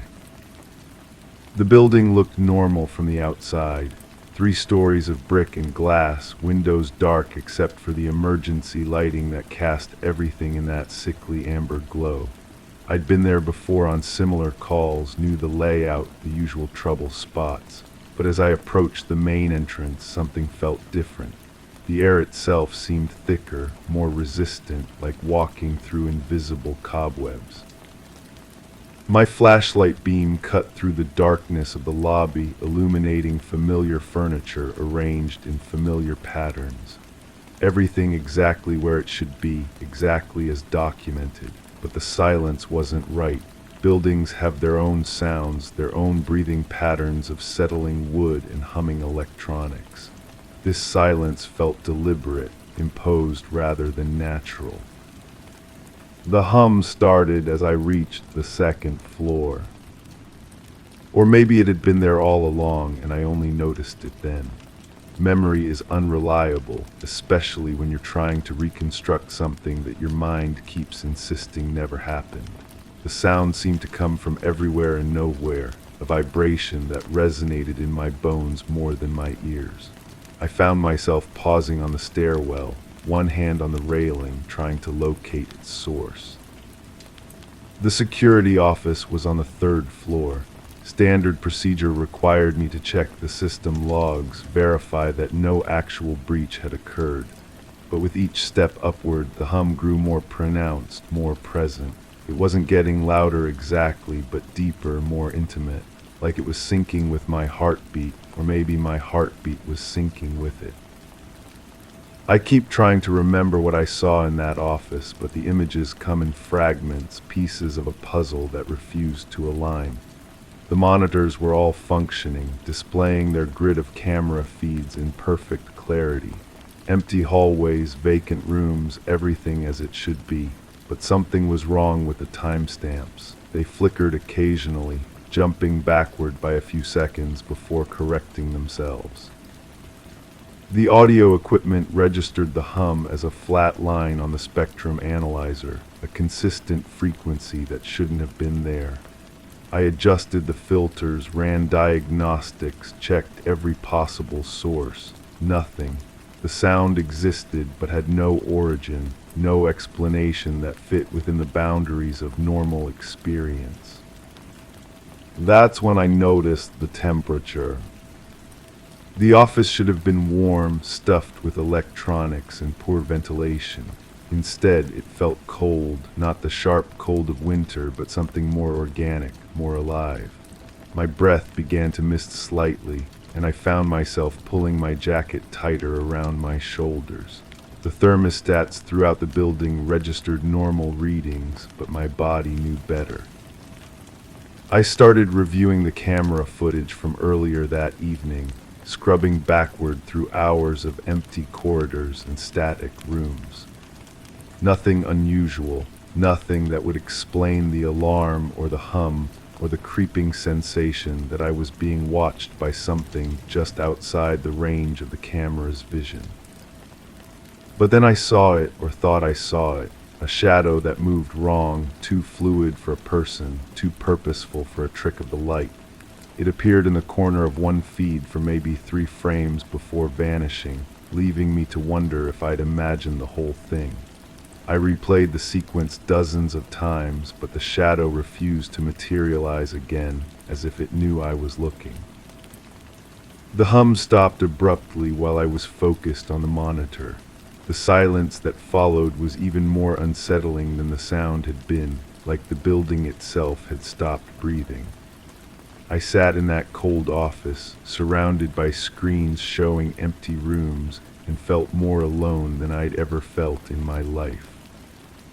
My radio crackled to life, dispatch asking for a status update. I found myself hesitating, unsure how to explain what I'd experienced. The words that came out were professional, routine. No signs of intrusion, no evidence of malfunction, recommend clearing the alarm. Standard phrases that meant nothing and everything. But I didn't leave immediately. Something kept me in that chair, staring at the monitors, waiting for the shadow to return. The temperature began to normalize, the oppressive silence gave way to the building's natural sounds, and gradually everything returned to what passed for normal. Yet I couldn't shake the feeling that I'd missed something crucial, some detail that would explain everything if only I could remember it properly. The drive back to the station felt longer than usual. The empty streets seemed to stretch endlessly, and I found myself checking the rearview mirror more frequently than necessary. Nothing there, of course. Just darkness and the occasional streetlight casting pools of yellow illumination that revealed nothing but empty pavement. I filed my report the next morning, sticking to the facts as they could be measured and documented. The hum was noted as an audio anomaly, cause unknown. The temperature fluctuations went unmentioned, impossible to prove without corroborating data.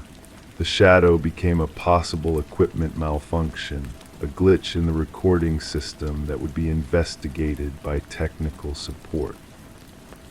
But the investigation never happened. The report was filed, archived, forgotten. The building's owner was satisfied with the lack of any actual security breach, and the insurance company had no reason to dig deeper. Life moved on, as it always does, leaving only the memory of wrongness and the persistent feeling that I'd witnessed something that wasn't supposed to exist. The shaking in my hands gets worse when I think about returning to that building. I drive past it sometimes, during daylight hours when everything looks normal and mundane. The windows reflect sunlight, people move through the lobby going about their daily business, and nothing suggests the presence of anything unusual. But I can still feel that hum in my bones, that cold that had nothing to do with temperature, and I know that something is still there, waiting in the spaces between what we can see and what we can prove. Sleep has become difficult. I find myself lying awake, listening to the normal sounds of my apartment, waiting for that familiar vibration to return. Sometimes I think I hear it just at the edge of perception, and I have to get up and check every room to convince myself that I'm alone. The pills help, but they also blur the edges of memory, making it harder to distinguish between what actually happened and what my mind has constructed to fill the gaps. The shadow haunts me most of all. In my dreams, it moves with purpose, sliding along walls and pooling in corners where the cameras can't reach. It has substance without form, presence without identity. I wake up with the certainty that it's watching me, that it followed me home that night, and has been waiting ever since for the right moment to make itself known again. My colleagues have noticed the change in me. They attribute it to stress, to too many night shifts and not enough sleep. They're not wrong, but they're not right either. The stress comes from knowing something that can't be shared, from carrying the weight of an experience that has no place in the world of reports and procedures and rational explanations. I've considered returning to the building, conducting my own investigation without the constraints of official protocol. But something stops me each time, a deep certainty that some doors shouldn't be opened, some questions shouldn't be asked. The hum was a warning or maybe an invitation, and I'm not sure which possibility frightens me more. The report sits on my desk, its clean language and clinical tone mocking the complexity of what actually occurred. 17 minutes of audio anomaly, they wrote, as if time could contain what I experienced, as if the wrongness that permeated that building could be measured in minutes and seconds, rather than in the slow dissolution of certainty that followed. I close my eyes and I'm back in that security office, surrounded by monitors showing empty rooms while something moves just beyond the range of vision. The hum builds in my memory, not as sound but as presence, as the awareness that reality is far more fragile than we pretend. The cold seeps through my jacket, through my skin, settling in my bones like a permanent reminder of what exists in the spaces we choose not to acknowledge. The shadow waits in the corner of my vision, patient and purposeful. It knows I saw it, knows I felt its presence, and it knows I'll never be able to forget. The cameras captured nothing, the sensors registered normal readings, and the official record shows only an unexplained audio anomaly that lasted 17 minutes. But I know better. I know that some things exist outside the range of our instruments, beyond the reach of our understanding. The hum was just the beginning, the first sign of something vast and patient stirring in the darkness between what we can see and what we refuse to acknowledge. My hands continue to shake as I reach for the phone, knowing I should call someone, report something, take some action that might make sense of what happened. But the words won't come, can't come, because there's no language for the certainty that some doors, once opened, can never be closed again. The building stands empty now in my memory, waiting for the next person to respond to the next alarm, to climb those stairs and hear that hum and feel that cold. And somewhere in the darkness between the camera feeds, the shadow continues its patient vigil, growing stronger with each passing moment of doubt. Story 6. The clock hands paused, then stuttered forward, skipping a second or two. Floorboards creaked in a rhythm that didn't match my steps, an echo chasing and overtaking me.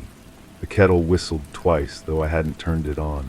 Dust spiraled in lazy circles around an unmoved book, hinting at a draft that shouldn't be. A chill brushed my arm, a memory of a chill, more imagined than felt. But when the light flickered, the room exhaled, and I finally noticed the door was ajar. I knew exactly what had happened that night. The facts were simple, laid out like pieces of a puzzle that had already been solved.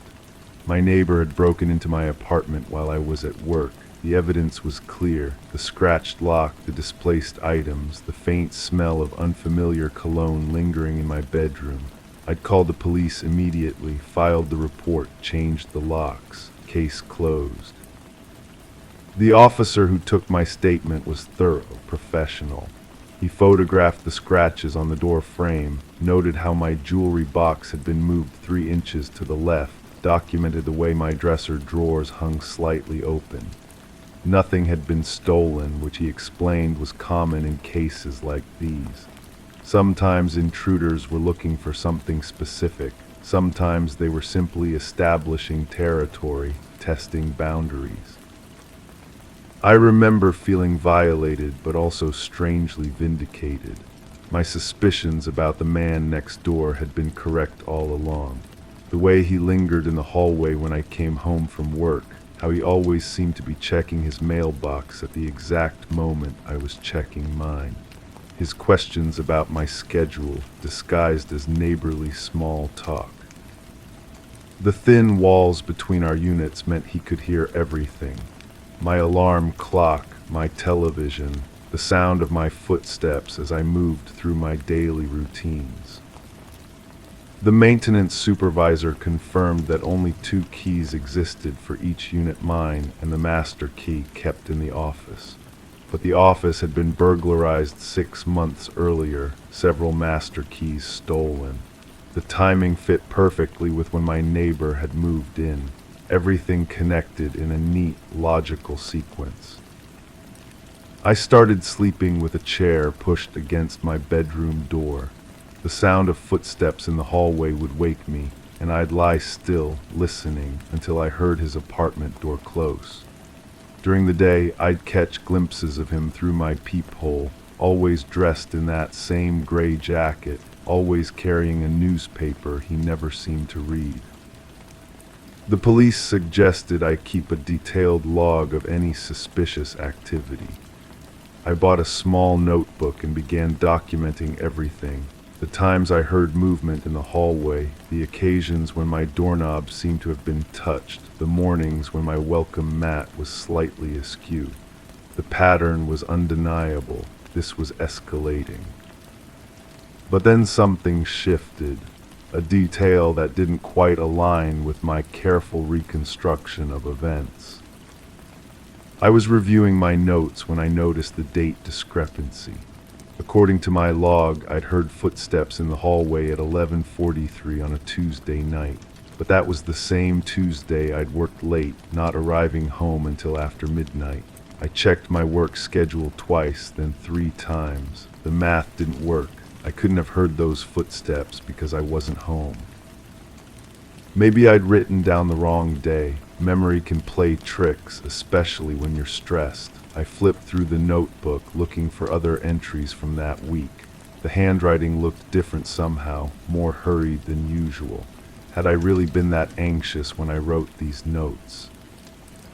I decided to retrace my steps from the night of the break-in.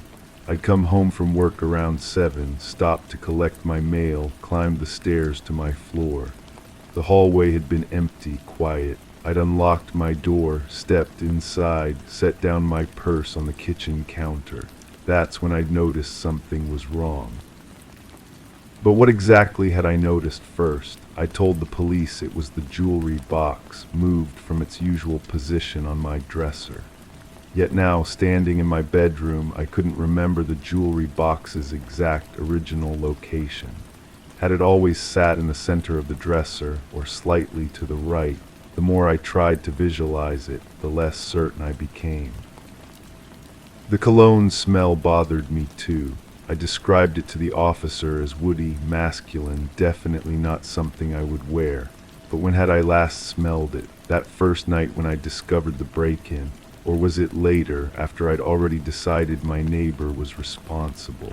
The memory felt slippery, like trying to hold water in my cupped hands. I found myself studying the scratches on my door frame with new eyes. They were there, definitely there, but they looked older than I'd originally thought.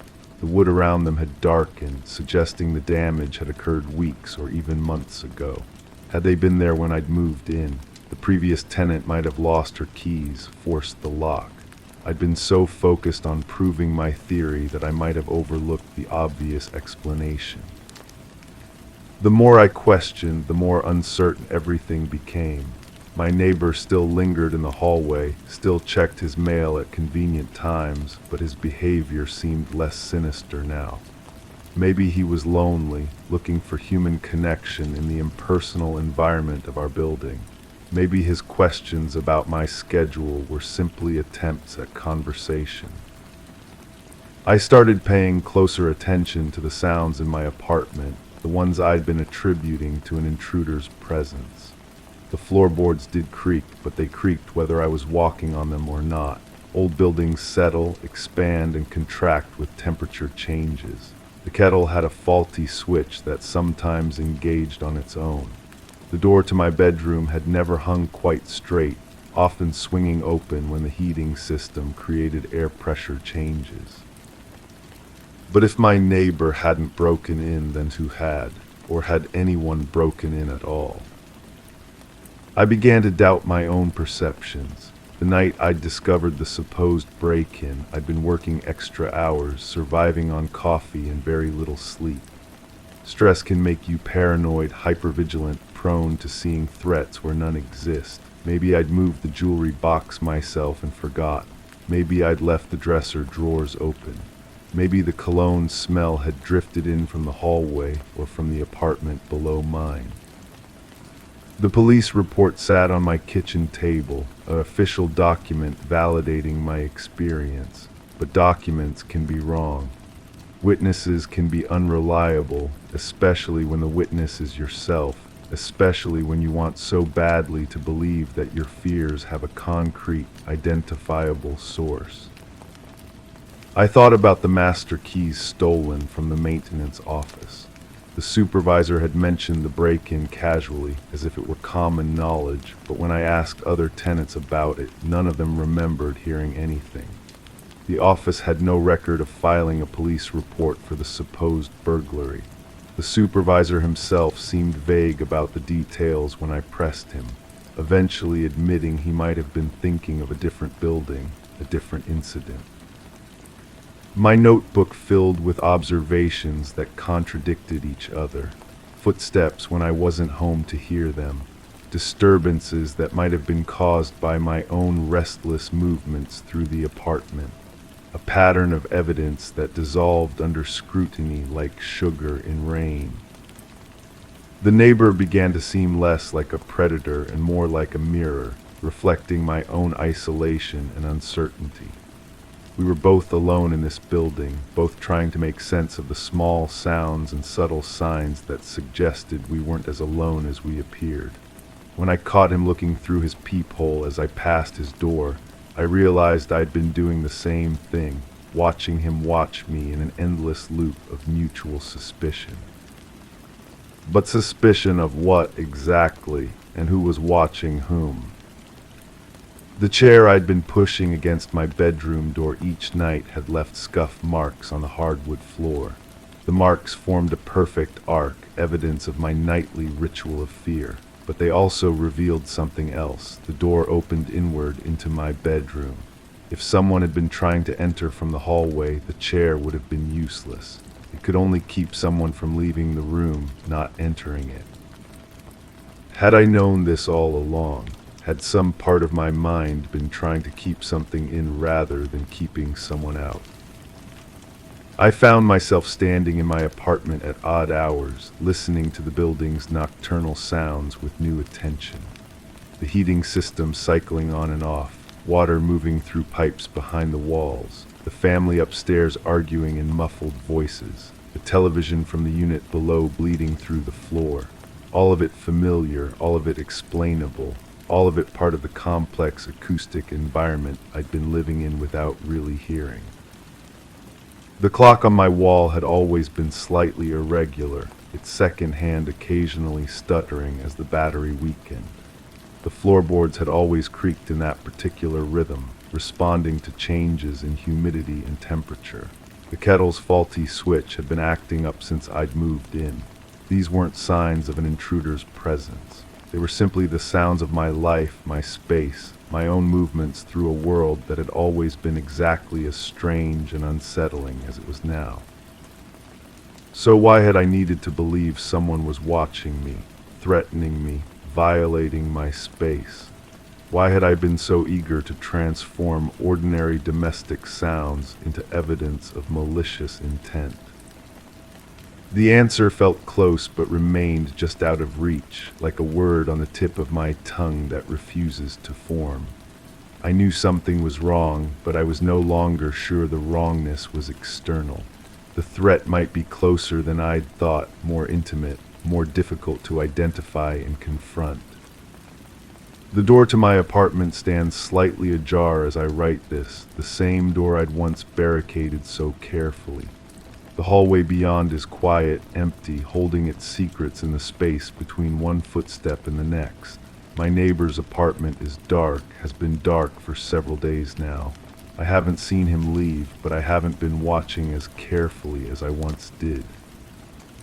The notebook sits open beside me, its pages filled with observations that no longer seem to describe the world I'm living in.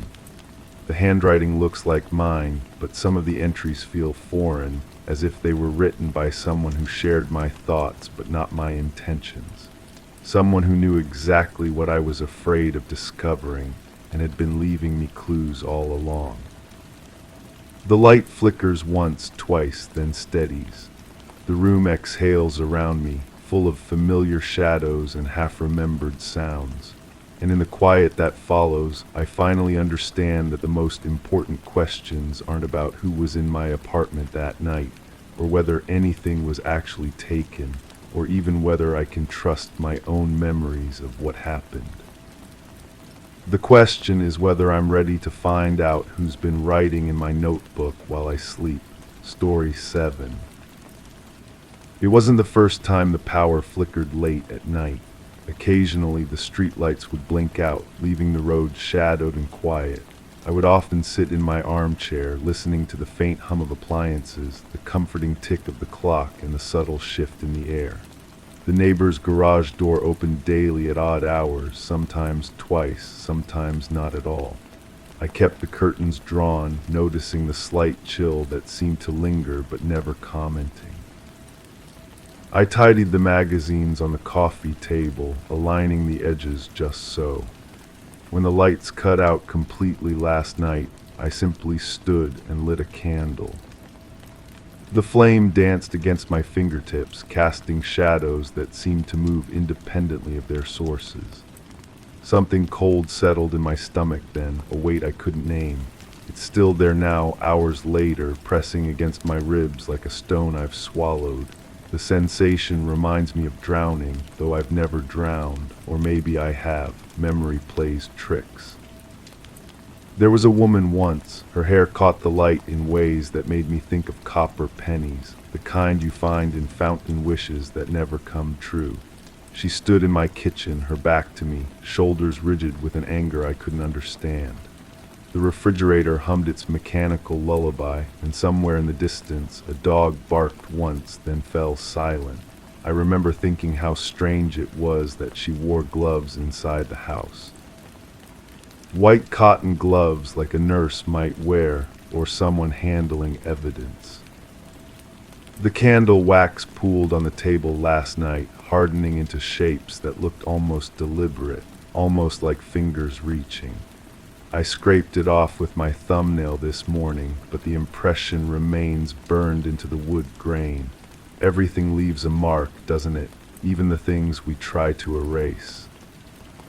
She used to arrange flowers. I can see her hands moving with practiced precision, trimming stems at perfect angles, placing each bloom just so. The kitchen counter would be covered with newspaper to catch the falling petals, and the smell of chlorine bleach would mix with the floral sweetness. She said bleach made the flowers last longer, kept them from rotting too quickly. I believed her then, though I wonder now if that was ever really about the flowers. My hands shake sometimes when I hold things, coffee cups, books, the remote control. It started after she left, or maybe before. Time blurs at the edges like watercolors bleeding into each other. The tremor is barely noticeable, just a slight vibration like I'm holding something electric. The doctor said it could be stress or age or any number of harmless things. He didn't ask about the dreams. In the dreams, I'm always cleaning. Scrubbing surfaces that never seem to get clean, mopping floors that remain perpetually stained. The water in the bucket turns dark no matter how many times I change it, and my reflection wavers on the surface like something drowning. I wake with the taste of soap in my mouth and dirt under my fingernails, though I shower every night before bed. The garage door across the street opened 3 times yesterday. I counted. The first time was normal, expected. The second time, no car emerged. The third time, it stayed open for exactly 17 minutes before closing again with that mechanical grinding sound that sets my teeth on edge. I know because I timed it, watching the digital clock on the cable box count each second. 17 minutes is long enough to carry something heavy from a car to the back of the garage. Long enough to arrange things carefully, methodically. She had a way of humming while she worked, tuneless melodies that seemed to come from somewhere deep in her throat, almost like purring. I can still hear it sometimes when the house gets very quiet, that low vibration mixing with the refrigerator's hum and the settling of old wood. It makes my skin crawl now, though I used to find it soothing. Funny how the same sound can transform from comfort to horror with nothing but context. The police came by once asking questions about the woman with copper hair. Had I seen her recently? Did I know where she might have gone? I offered them coffee, noting how their eyes swept across my clean kitchen, lingering on the freshly mopped floor, the spotless counters. One of them commented on how tidy everything looked. Too tidy, his partner murmured, though I pretended not to hear. They left their business cards on the table, white rectangles that seemed to glow against the dark wood. I threw the cards away immediately, but I can still see them in my mind, the black letters spelling out names and phone numbers I refused to remember. The trash bag felt heavier than it should have, considering it only contained those 2 small pieces of cardboard and some coffee grounds. I took it to the curb that night, even though pickup wasn't until the next morning. Couldn't stand having it in the house. The candle from last night burned down to nothing, leaving only a puddle of hardened wax and a blackened wick that looked like a tiny grave marker. I should clean it up, but something stops me. Maybe it's the way the wax formed those finger-like shapes, or how the burnt wick seems to point toward the kitchen where she used to stand with her back to me, shoulders tense with unspoken accusations. Her gloves were always so white, so pristine. I wondered then how she kept them clean, what kind of work she did that required such careful protection of her hands. She never said, and I never asked, though the question circled in my mind like water going down a drain. Round and round, always the same pattern, always ending in the same dark place. The basement door sticks sometimes, has to be pushed just right to open properly, and when it finally gives way, it releases a breath of cold air that smells like earth and something else I can't identify. Something organic and slightly sweet, like flowers past their prime. I haven't been down there since she left, but I can hear things shifting in the darkness below, settling, rearranging themselves in ways that follow no logic I understand. My neighbor across the street waves at me sometimes when I'm standing at the window. A friendly gesture that should be comforting, but his smile never quite reaches his eyes. He has the look of someone who knows things, who sees more than he should. His garage door opens at those odd hours, and I wonder what he keeps in there, what requires such irregular attention. The magazines on my coffee table are always perfectly aligned now. Edges flush, corners matching, spines creating a straight line that could be measured with a ruler. She taught me that, how to arrange things properly, how to maintain order in a world constantly threatening chaos. Her lessons echo in every perfectly placed object, every spotless surface, every carefully controlled environment. The taste of bleach lingers in everything now. Water from the tap, food cooked in my kitchen, even the air seems tinged with that sharp chemical bite. It's supposed to clean, to purify, to erase the evidence of decay. But some stains go deeper than surface level, seeping into the wood grain of memory where no amount of scrubbing can reach them. I found one of her white cotton gloves last week, tucked behind the radiator in the kitchen where it must have fallen and been forgotten.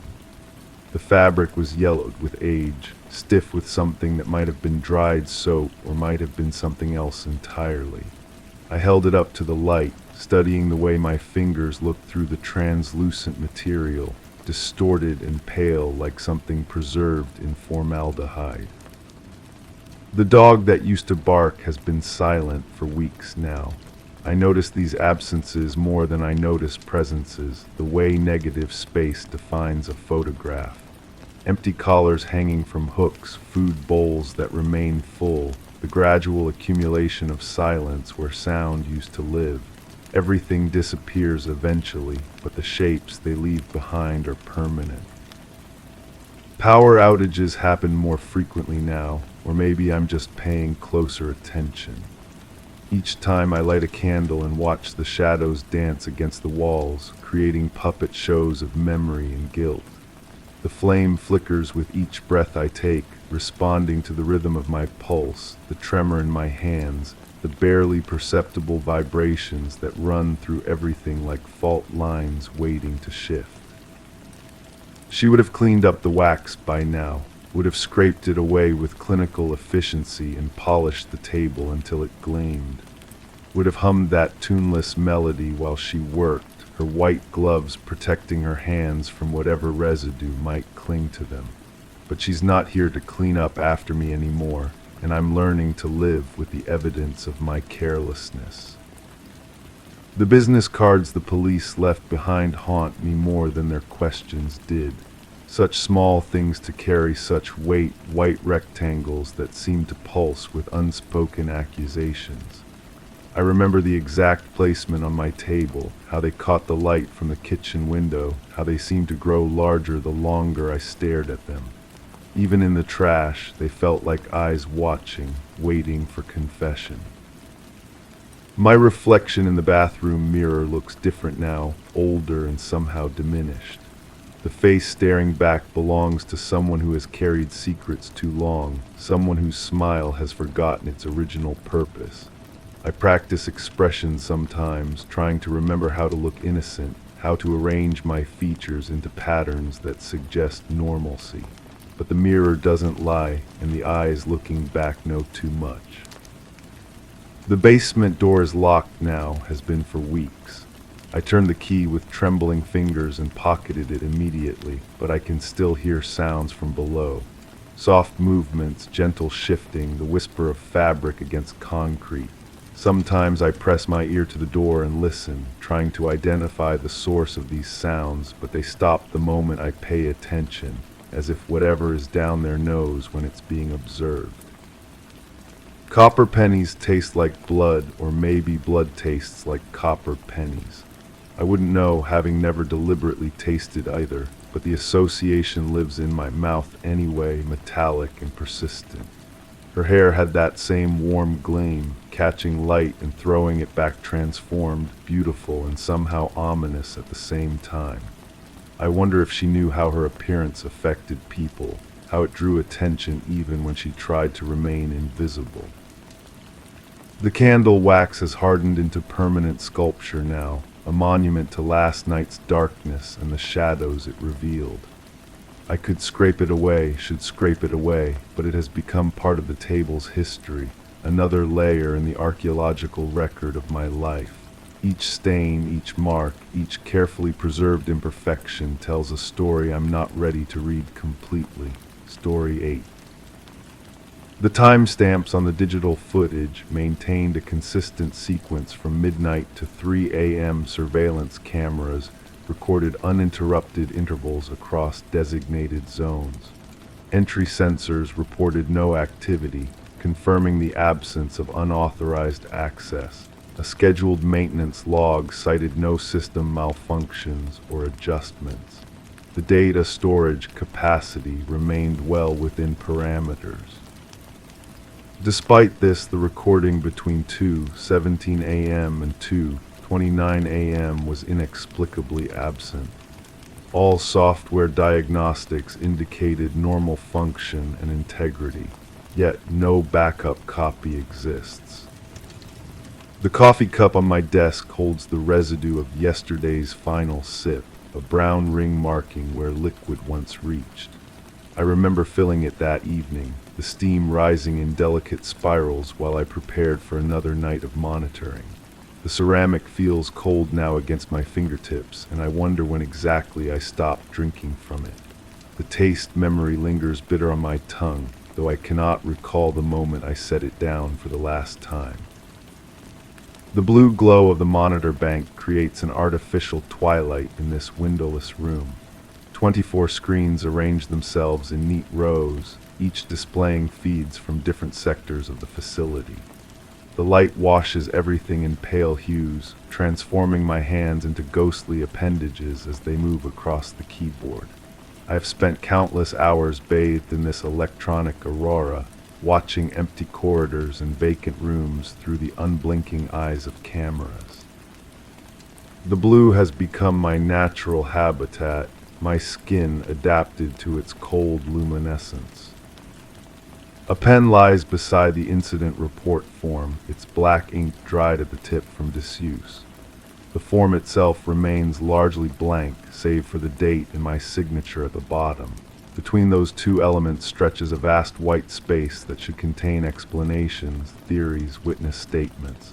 Instead, the paper holds only the weight of unanswered questions. I pick up the pen and feel its familiar weight, but the words that should flow from its tip remain locked somewhere beyond my reach. The ventilation system hums with mechanical consistency, a white noise that has become the soundtrack to my solitary vigil. The sound filters through ceiling vents in steady intervals, carrying with it the scent of recycled air and industrial cleaning solutions. Sometimes I imagine I can hear other sounds beneath this constant drone, footsteps perhaps, or voices in distant conversations. But when I focus my attention on these phantom noises, they dissolve back into the mechanical breathing of the building itself. My chair squeaks when I lean back, a protest of worn springs and aged metal joints. The sound echoes briefly in the small control room before being absorbed by carpeted walls and electronic equipment. I have heard this squeak thousands of times, a punctuation mark in the rhythm of my work nights. Yet tonight it seems different somehow, more pronounced, as if the chair itself is commenting on the irregularity of recent events. The security badge clipped to my shirt pocket bears a photograph of someone who looks like me but younger, more certain. The face in the picture stares out with clear eyes and an expression of professional confidence. I touch the plastic surface and try to remember when the photo was taken, but the memory feels distant and unreliable. The person in the image seems to belong to a different life, one where 12 minutes of missing footage would have a logical explanation. A small cactus sits on the windowsill of this windowless room, an ironic gift from a colleague whose face I can no longer clearly recall. The plant requires minimal care, thriving in artificial light and infrequent watering. Its green flesh appears almost luminescent under the monitor glow, and I wonder if it has become as adapted to this underground existence as I have. The soil in its pot looks dry, but I cannot remember the last time I watered it. The telephone remains silent on its cradle, though I keep expecting it to ring with demands for explanations I cannot provide. The plastic receiver shows fingerprint smudges from previous conversations, evidence of communications that now seem to belong to someone else's experience. I lift the handset and hear the steady dial tone, confirming the line remains active. Yet I cannot think of anyone I should call about the missing footage, or anyone who would understand the significance of those 12 absent minutes. My logbook lies open to yesterday's entries, each line documenting routine observations in careful handwriting. The entries begin with confidence, noting shift changes, equipment checks, and periodic security sweeps. As the night progresses, the handwriting becomes less steady, the observations more sparse. The final entry, timed at 2:15, reads simply, "All systems normal." After that, the page remains blank until the next shift's arrival notation. The emergency lighting strips along the baseboards cast long shadows that seem to shift when I am not looking directly at them. These battery-powered guides are designed to lead occupants to safety during power failures, their green glow marking paths to exits. In normal lighting, they appear benign and functional. But in the electronic twilight of the control room, they create a maze of intersecting shadows that suggest movement where none should exist. A half-eaten sandwich wrapped in clear plastic sits in the small refrigerator beside my desk. The bread has begun to curl at the edges, and the lettuce shows brown spots of decay. I remember preparing it before my shift, layering ingredients with the automatic precision of routine. But I cannot recall taking even a single bite, though the wrapper shows evidence of being opened. The sight of it now triggers a vague nausea that I cannot fully explain. The access card reader beside the door shows a solid green light, indicating the room remains secure. Throughout the night, I have watched this light, finding comfort in its steady glow. The device logs every entry and exit, creating an electronic record of human movement. According to its memory, I entered the control room at the beginning of my shift and have not left since. Yet I have no clear recollection of the hours between midnight and dawn. My reflection in the blank monitor screen appears distorted, features warped by the curved glass surface. The face looking back at me seems older than I remember, with shadows under the eyes that speak of sleepless hours and growing uncertainty. I touch the screen and my reflection touches back, but there is a brief delay that makes the gesture feel disconnected, as if the person in the glass is responding to someone else's movements. The master control panel displays rows of indicator lights, each one representing a different system or sensor throughout the facility. They blink in irregular patterns, creating a constellation of red, green, and amber stars against the black surface. I have memorized the meaning of each light, can interpret their messages without conscious thought, but tonight they seem to be speaking in a language I no longer fully understand. A tissue box sits empty beside the keyboard, its opening gaping like a small mouth. I remember it being full at the start of the week, but now only a few torn fragments cling to the cardboard edges. The waste basket below contains crumpled tissues, evidence of a cold I cannot remember having. The sight of them triggers a phantom sensation of congestion, though my breathing feels clear. The carpet beneath my feet shows worn paths where countless security guards have paced during long night shifts. The pattern of wear creates a map of anxiety and boredom, marking the routes taken by restless minds seeking distraction from monotonous duty. I have added my own footsteps to these paths, contributing to the gradual erosion of synthetic fibers. But tonight, the familiar routes feel foreign, as if they were created by someone else's nervous energy. A small digital clock on the desk displays the current time with red numerals that seem to pulse with their own heartbeat. The display reads 3:47, though I could swear it was just past midnight moments ago. Time has become elastic in this windowless environment, stretching and contracting without reference to natural rhythms. I stare at the numbers and try to account for the missing hours, but they slip away like water through cupped hands. The printer in the corner holds a single sheet of paper in its output tray, though I cannot remember printing anything during my shift. The document appears to be a system diagnostic report filled with technical data and timestamps. I retrieve the paper and scan its contents, finding nothing obviously irregular. But the very existence of this printout troubles me, representing an action I cannot recall taking for a purpose I cannot remember. My water bottle sits half empty beside the keyboard, condensation beating on its plastic surface despite the cool air of the control room. The liquid inside appears clear and normal, but when I unscrew the cap, the smell seems slightly off, carrying a metallic undertone I do not recognize. I cannot recall drinking from it, though the reduced level suggests significant consumption. The taste memory that should accompany this observation remains frustratingly absent.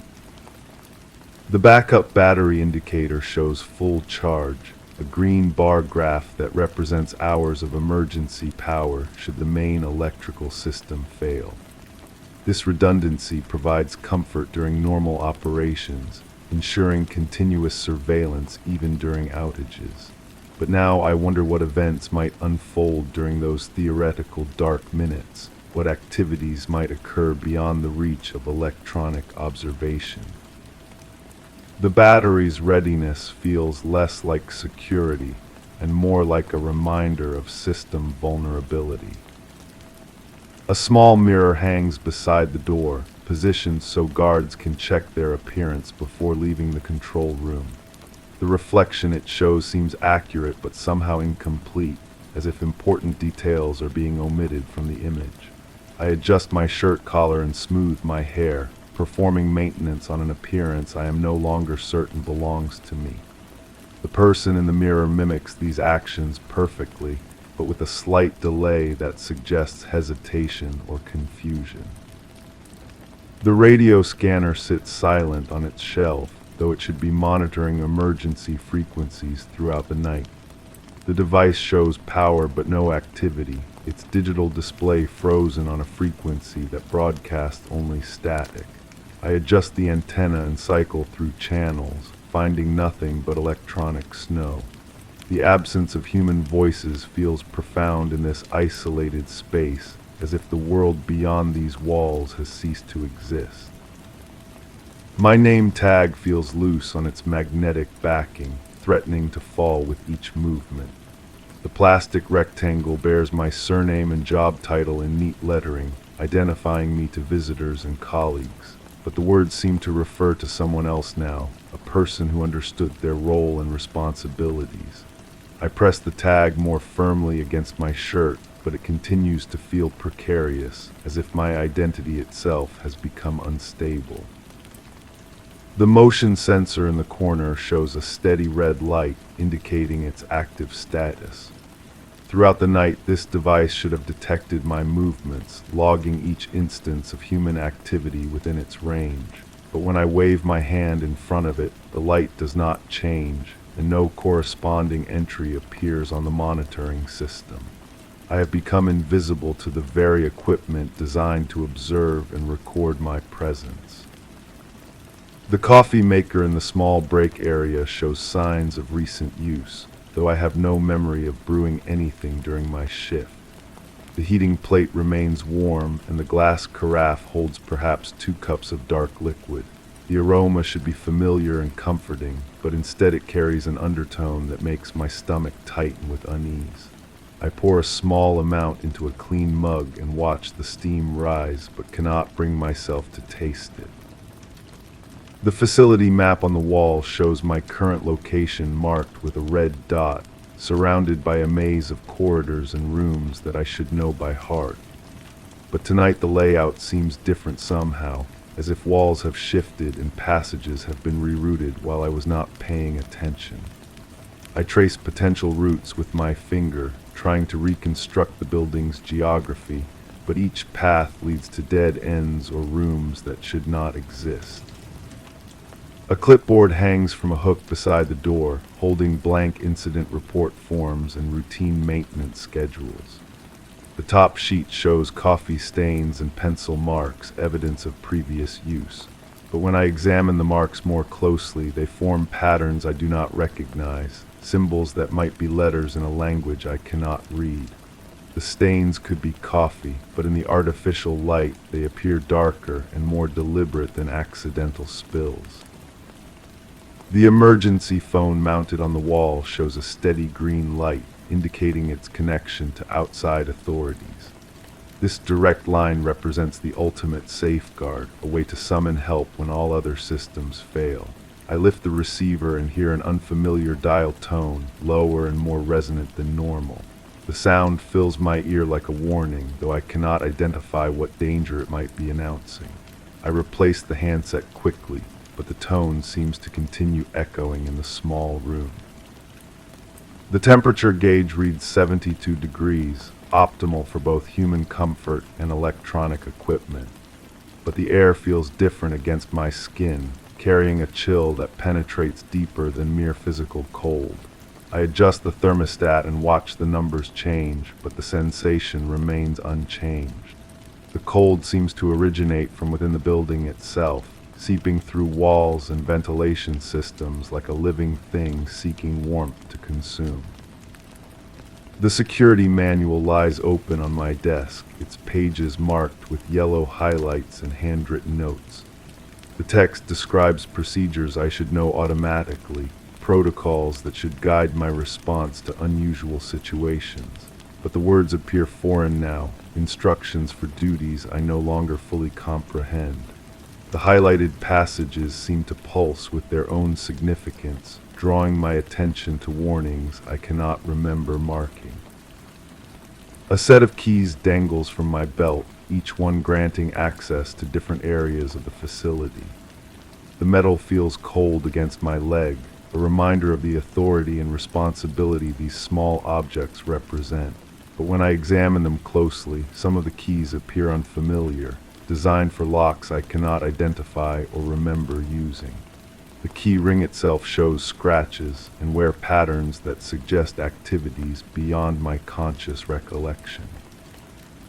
The wastebasket beside my desk contains crumpled papers and empty food wrappers, the detritus of a normal work shift. But when I look more carefully, the trash seems to belong to someone else's evening, evidence of meals I do not remember eating and notes I do not recall discarding.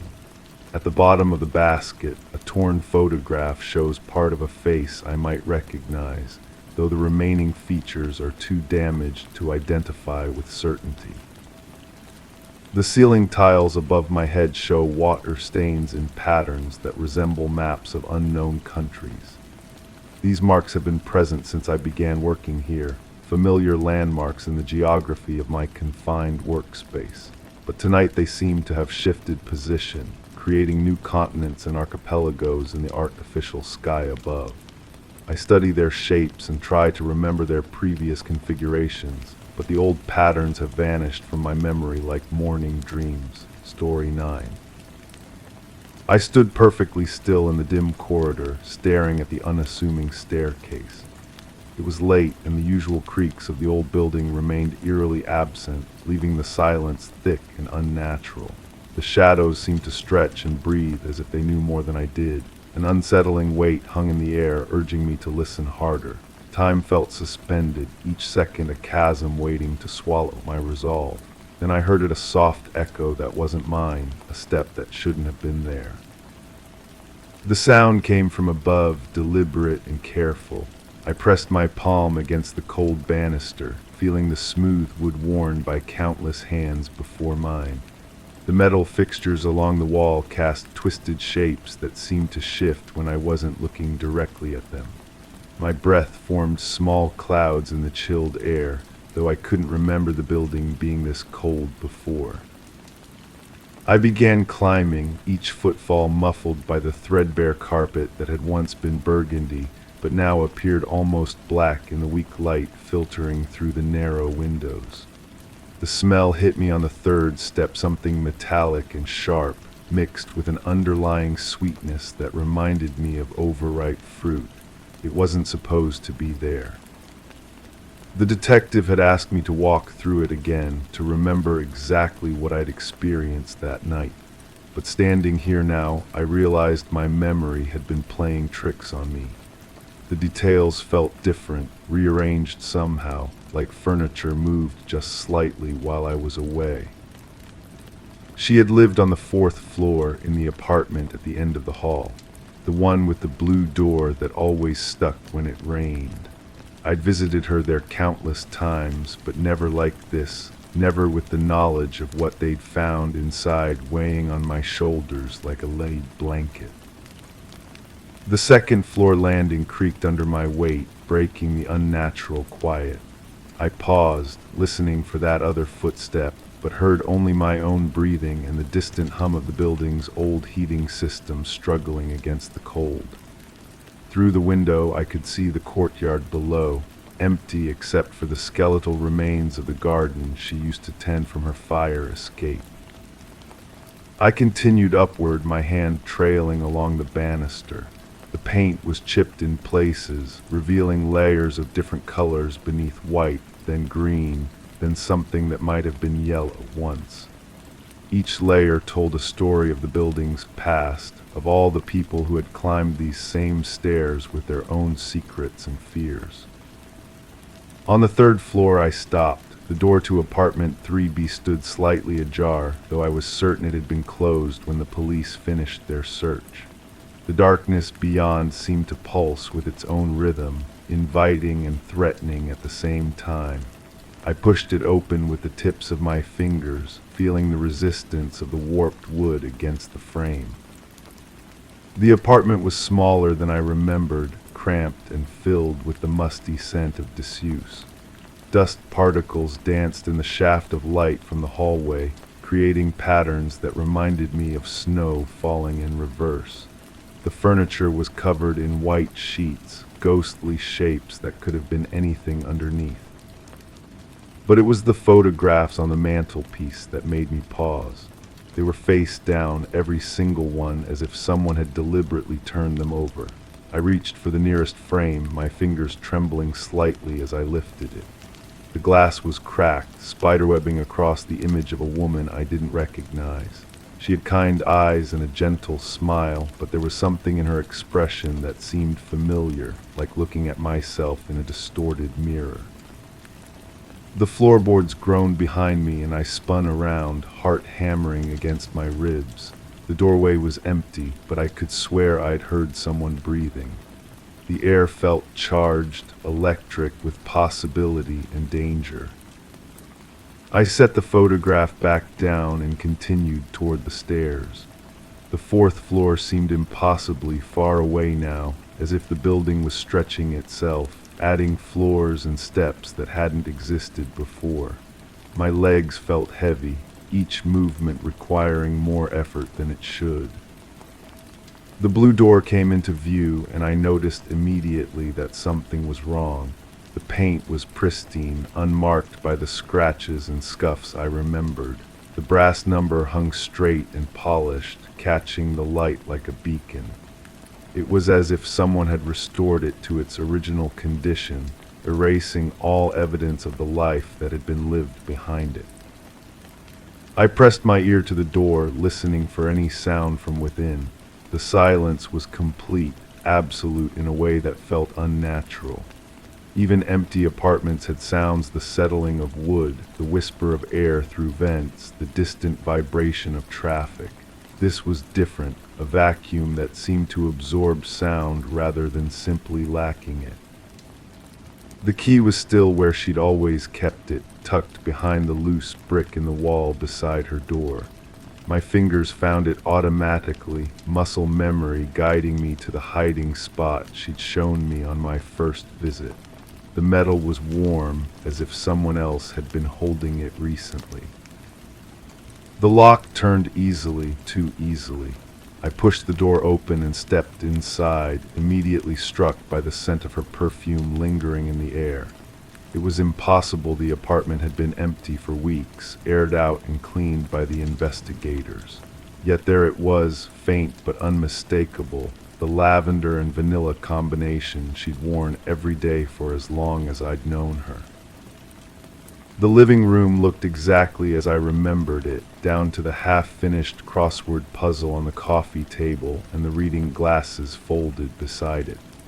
The book she'd been reading was open to page 247, a bookmark made from a pressed flower marking her place.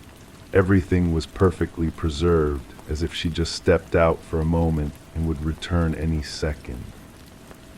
But I knew she wouldn't return. I'd been there when they found her, when the paramedics shook their heads and the detectives started asking questions that had no good answers.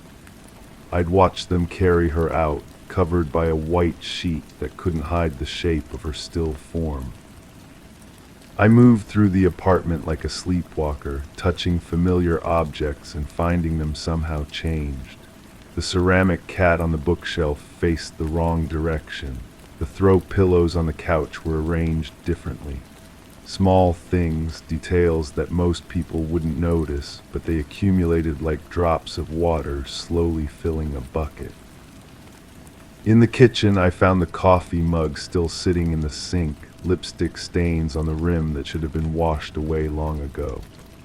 The refrigerator hummed quietly, and when I opened it, I found it fully stocked with fresh food milk that hadn't expired, fruit that showed no signs of age, leftovers in containers that should have been growing mold by now. The bedroom door was closed, and I hesitated before turning the handle. This was where they'd found her, where everything had ended and my questions had begun. The room beyond was dark, curtains drawn tight against the outside world. I felt along the wall for the light switch, my fingers brushing against something sticky and warm. When the lights came on, the room was empty.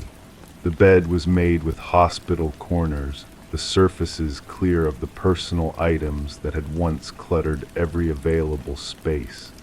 It was as if she'd never existed, as if the life I remembered her living had been nothing more than an elaborate fiction. I sat heavily on the edge of the bed, feeling the mattress dip under my weight. The springs creaked in a familiar way, a sound I'd heard countless times before when I'd sat in the same spot, listening to her talk about her fears and dreams and the strange things she'd been noticing around the building. She'd been convinced someone was watching her, following her movements and keeping track of her routines. I dismissed it as paranoia, the natural result of living alone in a building full of strangers. But sitting here now, surrounded by evidence that nothing was as it seemed, I wondered if she'd been right all along. The closet door stood open, revealing empty hangers swaying slightly as if disturbed by an unfelt breeze. Her clothes were gone, donated or discarded, but I could still smell the faint scent of her detergent clinging to the wooden shelves. At the back of the closet, partially hidden behind a loose board, I found something the investigators had missed: a small journal bound in cracked leather. The pages were filled with her careful handwriting, documenting weeks of strange occurrences. Footsteps in the hallway at odd hours, doors that were open when they should have been closed, items moved from their usual places, phone calls with no one on the other end, and throughout it all, the growing certainty that someone was orchestrating these events, playing a game whose rules she couldn't understand. The final entry was dated just before her death.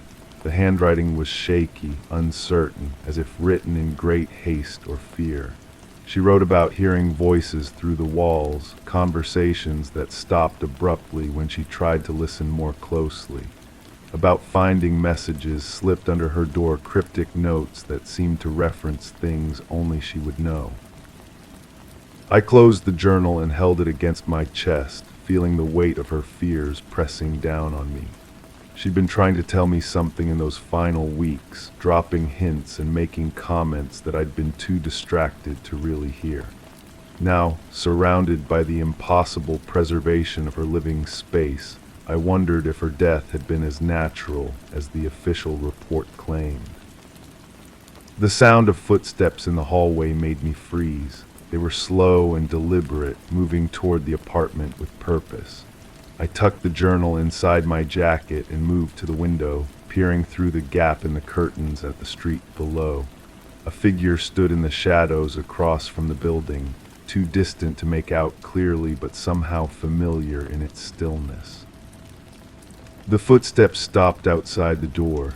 I held my breath, waiting for a knock or the sound of a key in the lock, but neither came. Instead, I heard the soft whisper of paper sliding across the floor. An envelope had been pushed under the door, white against the dark hardwood. I approached it cautiously, as if it might explode at my touch. My name was written on the front in the same careful handwriting I'd just been reading in the journal. But that was impossible. She was dead, had been dead for weeks. I'd seen her body, attended her funeral, watched them lower her casket into the ground. Inside the envelope was a single sheet of paper with a brief message. "You're asking the right questions now. Meet me where we first talked about the shadows." My hands shook as I read the words again and again, searching for some explanation that didn't involve the impossible. The handwriting was hers unmistakably, down to the way she dotted her I's and crossed her T's, but the paper was fresh, the ink still slightly wet. I remembered the place she meant, the small alcove on the second floor where we'd first discussed her growing paranoia. She'd pulled me aside after a building meeting, whispering about the strange things she'd been noticing, asking if I'd experienced anything similar. I'd brushed off her concerns then, more interested in getting home than listening to what I assumed were the ramblings of a lonely woman. The hallway was empty when I opened the door, but I could smell cigarette smoke lingering in the air. She'd never smoked, had been adamant about keeping her apartment smoke-free. Yet the scent was there, mixing with her perfume in a combination that made my head spin. I descended the stairs slowly, pausing at each landing to listen for sounds that shouldn't be there. The building felt different now, alive in a way that buildings aren't supposed to be. The walls seemed to pulse with hidden activity, secrets moving through the structure like blood through veins.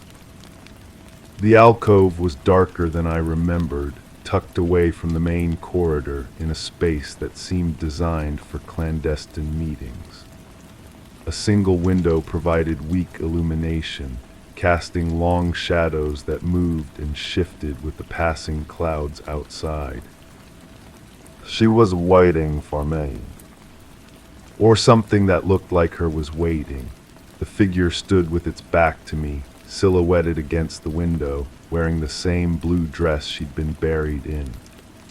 But when it turned, the face was wrong, somehow familiar features arranged in an unfamiliar configuration, like a photograph that had been torn apart and reassembled by someone working from memory. "You found the journal," the figure said, and the voice was hers but flattened, as if heard through water or thick glass. I wanted to run, to flee the building and never return, but my feet felt rooted to the floor. "You're dead," I whispered, the words scraping against my throat like sandpaper. "Am I?" The figure tilted its head, studying me with eyes that reflected light like a cat's. "Or are you finally seeing what was always there?" The shadows in the alcove seemed to deepen, reaching toward me with fingers of darkness. I pressed myself against the wall, feeling the cold plaster through my shirt. "This isn't real. You're not real." "Reality is negotiable," the figure replied, moving closer with steps that made no sound on the wooden floor. "You of all people should know that by now." I closed my eyes, trying to center myself, to find some anchor in the madness that was unfolding around me. When I opened them again, the figure was gone, but the scent of lavender and vanilla remained, stronger now, almost overwhelming in its intensity. The journal felt heavy in my jacket, a weight that seemed to grow with each passing moment. I pulled it out and opened it to a random page, finding an entry I hadn't noticed before. The handwriting was different here, more angular, less careful. It described watching someone through the building's windows, documenting their routines and habits with obsessive detail. With growing horror, I realized the someone being described was me. The entries detailed my daily schedule with uncomfortable accuracy: the time I left for work, the route I took through the building, the way I paused at certain doors as if listening for sounds within. It was all there, recorded with the precision of a surveillance report, but written in a hand I didn't recognize. I flipped through more pages, finding similar observations about other residents. The elderly man on the first floor who collected his mail at exactly the same time each day. The young couple on the third floor who argued in whispers behind their thin walls. The maintenance worker who had keys to every apartment and used them when he thought no one was watching. But it was the final section that made my blood run cold. Page after page of detailed plans, scenarios played out in careful prose, ways to make accidents look natural, methods for disposing of evidence, timing charts that coordinated with the building's rhythms and the residents' schedules. And throughout it all, my name appeared again and again, not as a victim, but as something else entirely. The handwriting in this section was mine. I stared at the pages, trying to make sense of what I was seeing. The words were in my hand, formed by my pen, but I had no memory of writing them. Yet there they were, undeniably real, documenting plans I didn't remember making for actions I couldn't recall taking. The building around me seemed to shift and settle, as if adjusting to accommodate this new reality. I looked up from the journal to find myself no longer in the alcove, but standing in my own apartment, though I had no memory of climbing the stairs or unlocking my door. Everything was exactly as I'd left it, yet somehow different. The photographs on my walls showed faces I didn't recognize, people who smiled at the camera with expressions that seemed forced, unnatural. The books on my shelves were titles I'd never read, authors whose names meant nothing to me. In the kitchen, I found evidence of meals I didn't remember preparing, dishes I didn't remember eating. The trash can was full of takeout containers from restaurants I'd never visited, receipts dated on days I couldn't account for. My bedroom yielded more disturbing discoveries. Clothes I didn't remember buying hung in my closet, sized to fit someone slightly larger than myself. The bed showed signs of being slept in by two people, though I lived alone and couldn't remember the last time I'd shared my space with anyone. But it was the bathroom mirror that provided the most unsettling revelation. My reflection looked back at me, but it was wrong in subtle ways. The face was mine, but older, more tired, with lines around the eyes that spoke of sleepless nights and guilty secrets. The person in the mirror moved when I moved, smiled when I smiled, but always seemed to be a fraction of a second behind, as if struggling to keep up with my actions. I touched the glass and my reflection did the same, but I could swear I felt resistance, as if there was something solid between my finger and the surface. The mirror was cold, much colder than it should have been, and when I pulled my hand away, a handprint remained on the glass, though I couldn't tell which side it was on. The journal lay open on the bathroom counter, though I didn't remember bringing it with me. The pages had changed again, now showing entries in multiple handwritings, hers, mine, and others I couldn't identify. The words seemed to move on the page, rearranging themselves as I watched, forming new sentences and revealing new secrets. One entry, written in a shaky hand I thought might belong to the elderly man from the first floor, described seeing someone moving through the building at night, visiting apartments when the residents were away. The figure used keys that shouldn't have existed, entering spaces that should have been private, leaving behind subtle signs of intrusion that only the most observant would notice. Another entry, this one in the careful script of the young woman from the third floor, detailed a growing sense of being watched, of having her routines monitored and her privacy violated. She wrote about finding her belongings moved, her food eaten, her space invaded by someone who left no trace except the lingering sense of wrongness that pervaded her apartment. And throughout all these accounts, one name appeared again and again, always in the context of someone who was trusted, someone who had access, someone who could move through the building without suspicion. My name. I closed the journal and stumbled back into the living room, my mind reeling with implications I didn't want to accept. The apartment felt smaller now, cramped and airless, as if the walls were closing in around me. I needed air, needed space, needed to get away from the evidence that was accumulating around me like snow in a blizzard. The hallway outside my apartment was empty, but I could hear sounds from behind the other doors, muffled conversations, television programs, the ordinary sounds of people living their lives. Yet there was something artificial about it all, as if the sounds were being played from recordings, designed to create the illusion of normalcy in a building where nothing was normal anymore. I made my way back to the staircase where this had all begun, drawn by some compulsion I couldn't name. The shadows were deeper now, more substantial, and they seemed to recognize me as I passed. The air was thick with the scent of lavender and vanilla, mixed now with something else, something metallic and sharp that reminded me of fear. She was waiting for me at the bottom of the stairs, or perhaps I was waiting for her. The distinction seemed less important now, as if the boundary between observer and observed had dissolved entirely. Her face was clearer this time, more recognizably hers, but her eyes held a knowledge that hadn't been there in life. "You remember now," she said, and her voice carried the weight of absolute certainty.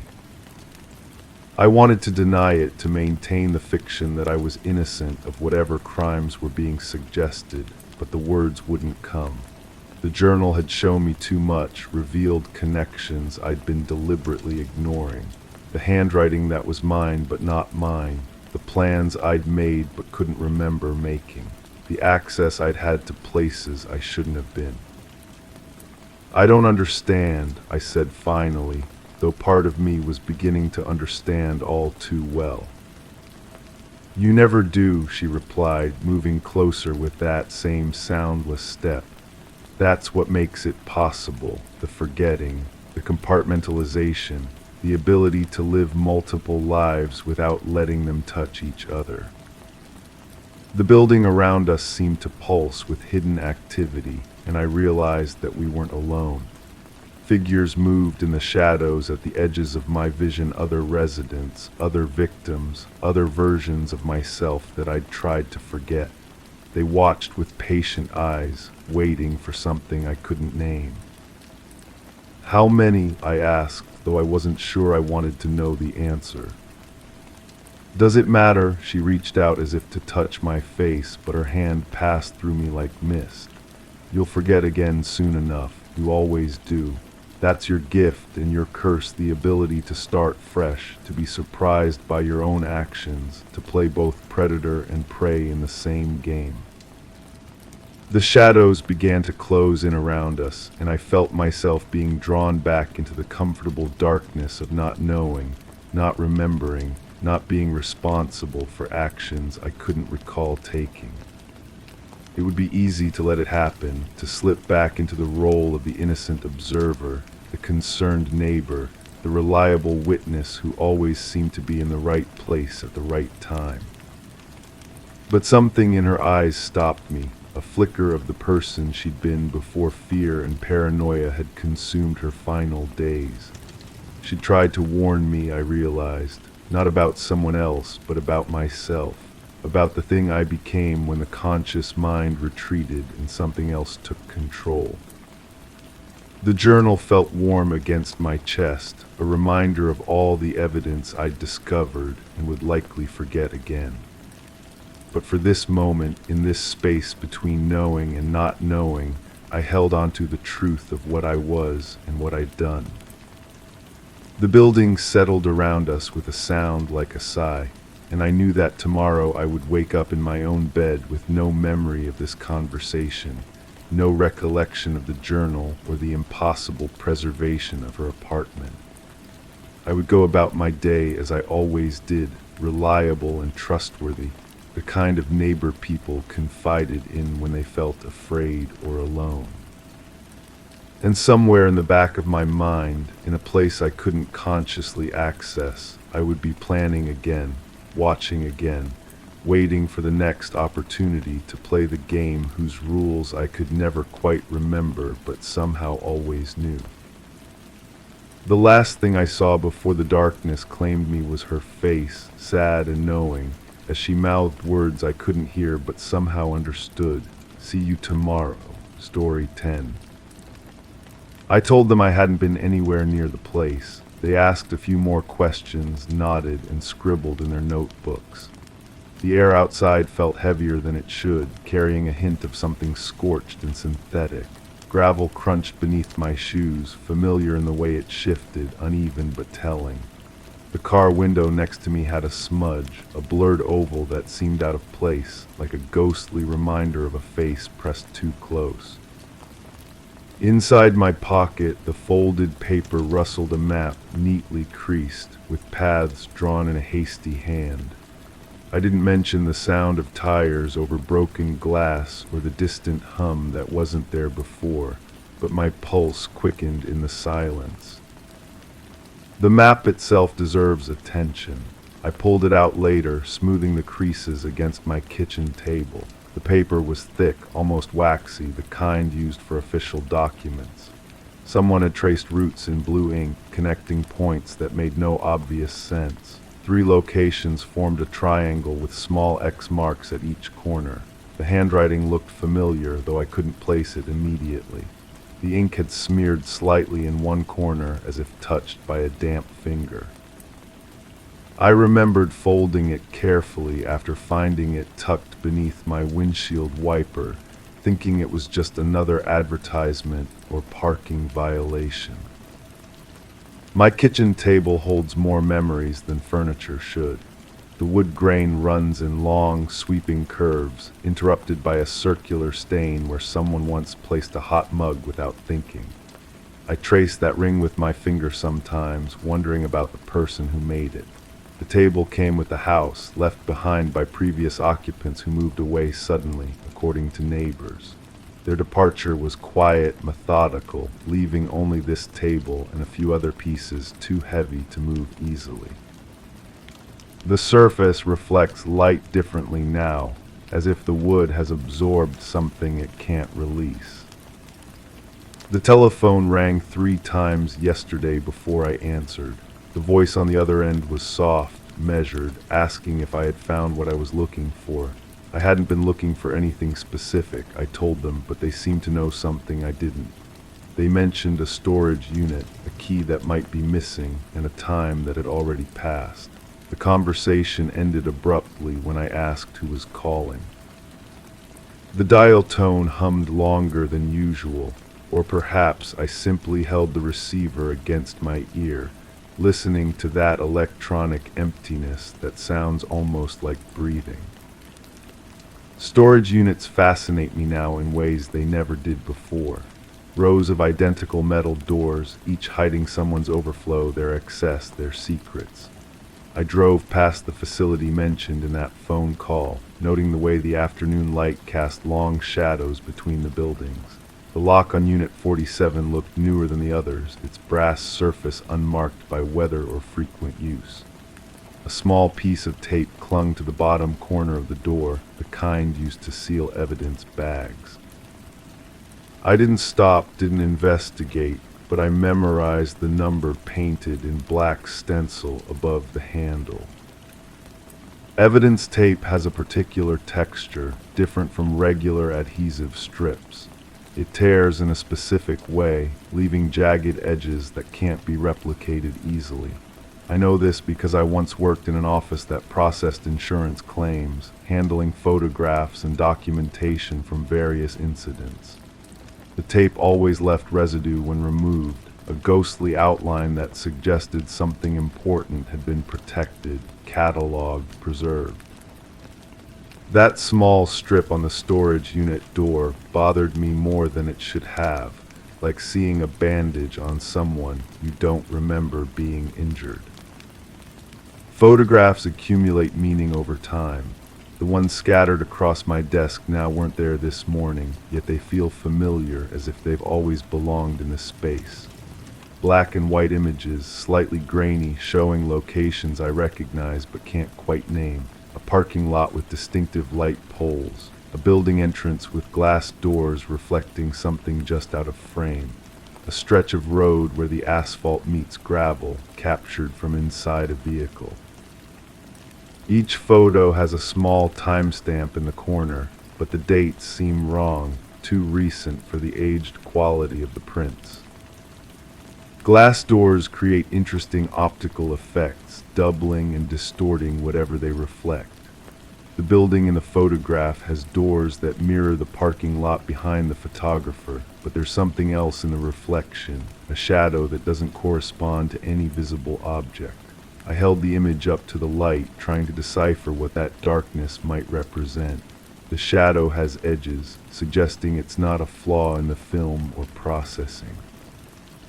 It looks almost human in shape, though positioned at an angle that would require someone to be standing in an impossible location. Impossible locations exist more often than people realize, spaces that shouldn't be accessible, vantage points that require explanation. The photograph of the road, for instance, was clearly taken from inside a moving vehicle, yet the angle suggests the camera was positioned where no passenger would normally sit.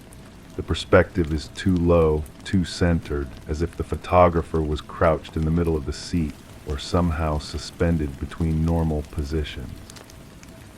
The timestamp on this image matches the others, placing all 3 photos within the same hour on the same day. That particular day returns to me in fragments, like pieces of a puzzle scattered across memory. I remember driving, though not the destination or purpose. The radio was tuned to a station that played only instrumental music, melodies without words that seemed designed to fill silence without demanding attention. My hands gripped the steering wheel tighter than necessary, and I kept checking the rearview mirror for reasons I couldn't articulate. The fuel gauge showed nearly empty, though I didn't recall driving far enough to justify the low level. Fuel gauges sometimes lie, their needles influenced by hills, turns, or mechanical wear. But mine had always been reliable, accurate to within a few miles of calculation. The discrepancy troubled me because it suggested a longer journey than I remembered, or perhaps multiple trips that had blended together in my mind. I found a receipt in my jacket pocket later, from a gas station I didn't recognize, dated the same day as the photographs. The amount of fuel purchased would have filled my tank completely, yet I had no memory of stopping. Gas station receipts tell stories in their small print. This one showed not just fuel, but also a purchase inside the store, a disposable camera, and a package of film. The timestamp placed the transaction in the early afternoon, hours before the photos were supposedly taken. I don't remember buying these items, don't remember needing them, yet the evidence suggests otherwise. The receipt was folded neatly, as if someone had taken care to preserve it, to ensure it would be found and understood later. Disposable cameras have a particular sound when they advance film, a mechanical clicking that's both satisfying and final. Each shot is committed, unreviewable, requiring faith in the moment captured. I found the camera itself in my glove compartment, its plastic body scratched and worn as if it had been used extensively. The film counter showed all exposures had been taken, the small window displaying the number that indicated the roll was complete. I couldn't remember using it, couldn't recall the satisfying click of the shutter or the resistance of the advance wheel.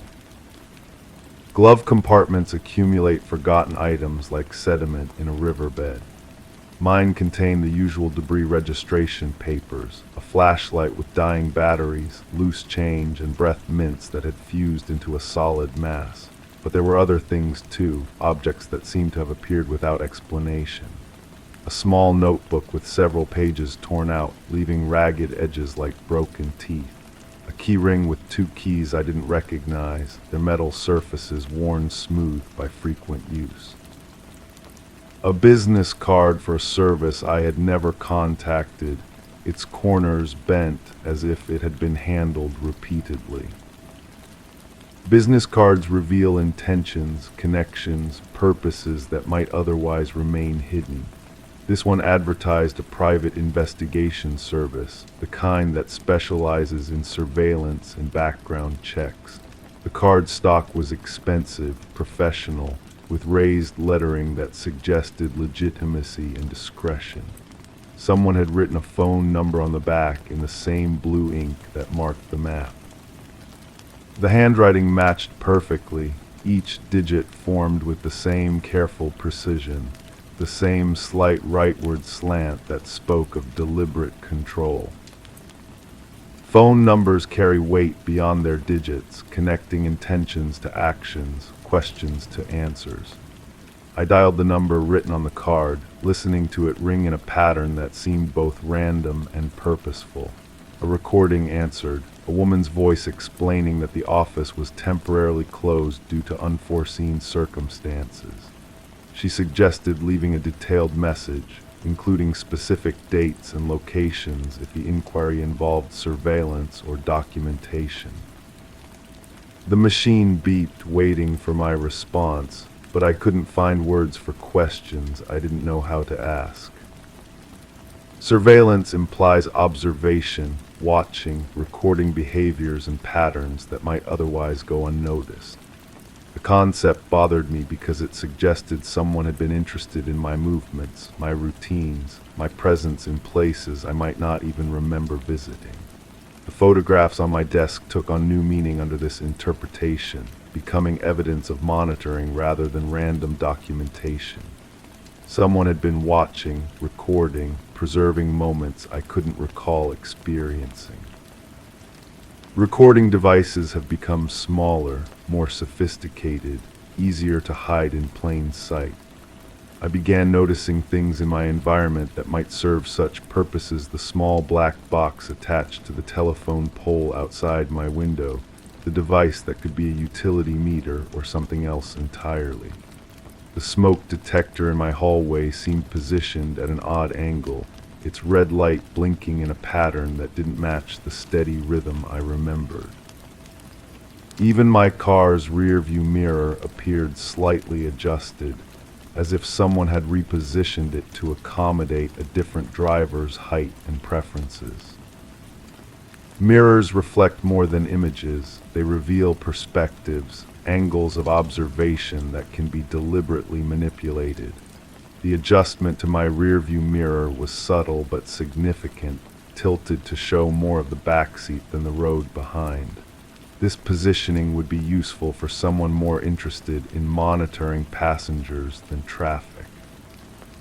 I readjusted it to my preferred angle, but the next morning it had moved again, returned to that same uncomfortable position that served no purpose I could understand.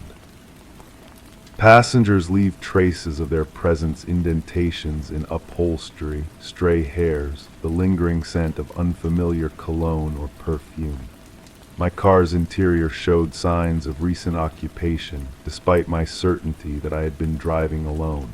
The passenger seat was adjusted forward, closer to the dashboard than anyone of my height would prefer. A small tear in the fabric near the headrest looked fresh, its edges still sharp and unfrayed. The floor mat on that side was cleaner than it should have been, as if someone had taken care to remove evidence of their presence. Cleaning suggests concealment, the deliberate removal of traces that might otherwise tell a story. My house showed similar signs of careful attention, rooms that were tidier than I remembered leaving them. Books on shelves were aligned with mathematical precision. Kitchen counters gleamed with a cleanliness that spoke of thorough, professional attention.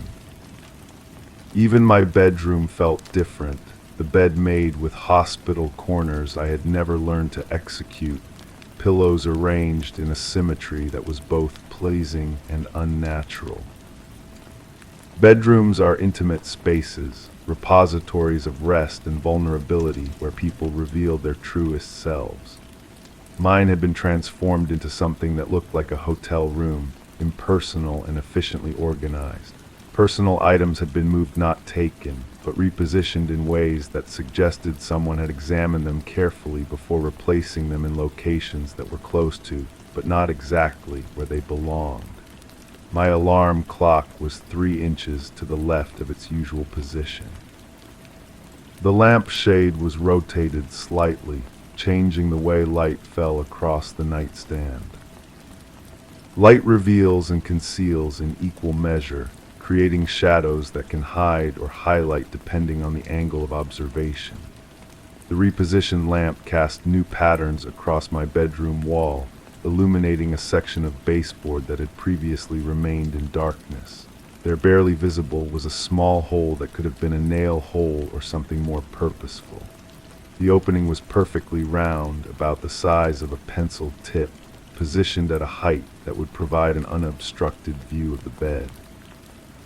I covered it with a piece of tape, but the knowledge of its existence changed how the room felt, transforming a sanctuary into a stage.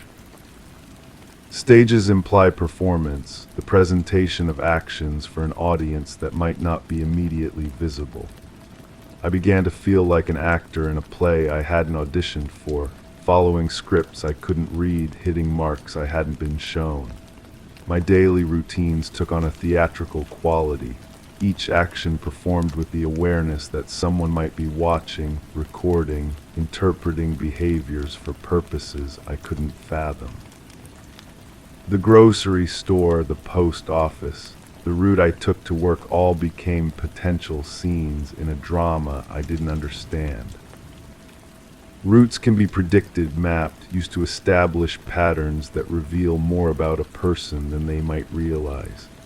The path I took to work had become automatic, unconscious, a series of turns and stops that required no active thought. But someone had been studying this route, marking it on the map I found, noting the timing and frequency of my travels. The 3 points marked with X's corresponded to locations along my daily journey: the coffee shop where I stopped most mornings, the intersection where I usually encountered the longest traffic delay, and the parking garage where I left my car each day. Parking garages are anonymous spaces, concrete caverns where hundreds of people leave their vehicles with the faith that they will remain undisturbed. Mine was a maze of identical levels and sections, marked only by letters and numbers that were easy to forget or confuse. I had been parking in the same general area for months, but recently my car had been moved to different spaces within that section. Not far enough to cause alarm, but far enough to require a moment of searching, a brief disorientation that suggested someone else had access to my keys. Keys represent access, permission, the ability to enter spaces that should remain private and secure. The extra keys in my glove compartment bothered me because they implied locks I wasn't aware of, doors that someone expected me to open or that someone else was opening in my absence. I tried them in various locks around my house: the front door, the back door, the storage shed in my backyard. None fit, but their very existence suggested purposes and permissions that extended beyond my understanding. Storage sheds accumulate forgotten projects and abandoned intentions, becoming repositories for items too valuable to discard but too useless to keep in primary living spaces. Mine contained the usual collection of garden tools, holiday decorations, and boxes of papers I told myself I would organize someday. But there were new additions, items I didn't remember placing there. A folding chair that looked recently used, a thermos that still smelled of coffee. A pair of binoculars with powerful lenses, their focusing mechanism adjusted to a setting that brought distant objects into sharp relief. Binoculars extend vision, allowing observation from distances that would otherwise make details invisible. These were professional quality, the kind used by birdwatchers or surveillance specialists, with coated lenses that gathered light efficiently even in dim conditions. The focus was set for a specific distance, and when I looked through them at that setting, they were perfectly calibrated to observe my house from the wooded area across the street. Someone had been watching, studying, documenting my movements with scientific precision. Documentation requires patience, persistence, and a clear purpose that justifies the time and effort invested in observation. The notebook I found in my glove compartment, despite its missing pages, contained fragments of such documentation. Times and dates written in careful script, brief descriptions of activities and locations, references to photographs and recordings that suggested a comprehensive surveillance operation. The handwriting was neat, professional, but there was something familiar about the way certain letters were formed. Handwriting is as individual as fingerprints, revealing personality traits and habits that can be analyzed and interpreted. The script in the notebook matched the writing on the map and the business card, but it also resembled something else, my own handwriting, though more controlled and deliberate than my usual casual scrawl. The similarity was unsettling, suggesting either that someone had studied and mimicked my writing style, or that I had been the one documenting my own activities without retaining memory of the process. Memory is unreliable, subject to gaps and distortions that can create false narratives or erase significant events entirely. I began to question my recollection of recent days and weeks, wondering what else might have been forgotten or misremembered. The photographs, the surveillance equipment, the careful documentation all suggested activities that should have left stronger impressions, clearer memories, more definitive traces in my consciousness. Yet they existed in a fog of uncertainty, half-remembered dreams that might have been reality. Dreams and reality blur when consciousness becomes unreliable, when the line between sleeping and waking loses its clarity. I had been experiencing vivid dreams recently, scenarios that felt more real than my waking hours. Dreams of driving unfamiliar routes, of watching houses through powerful lenses, of documenting activities with scientific precision. Upon waking, these dreams left residues, emotional impressions, physical sensations, fragments of knowledge that seemed to come from actual experience rather than imagination. Imagination cannot account for physical evidence, for objects that exist in the material world regardless of mental state or memory. The items in my possession, the photographs, the notebook, the surveillance equipment were real, tangible, undeniable. They told a story that my conscious mind couldn't access, suggested activities and purposes that existed beyond my immediate awareness. Someone had been conducting surveillance, gathering intelligence, building a case or profile for reasons that remained opaque. The case, whatever it was, seemed to center on my daily routines and movements, but the purpose remained unclear. Was I a suspect in some investigation, a witness to events I couldn't remember, or something else entirely? The careful documentation suggested professional interest rather than casual curiosity. The quality of the surveillance equipment implied resources and expertise beyond amateur capability. Someone with training and funding had been watching me, but their motives remained hidden behind layers of misdirection and missing memory.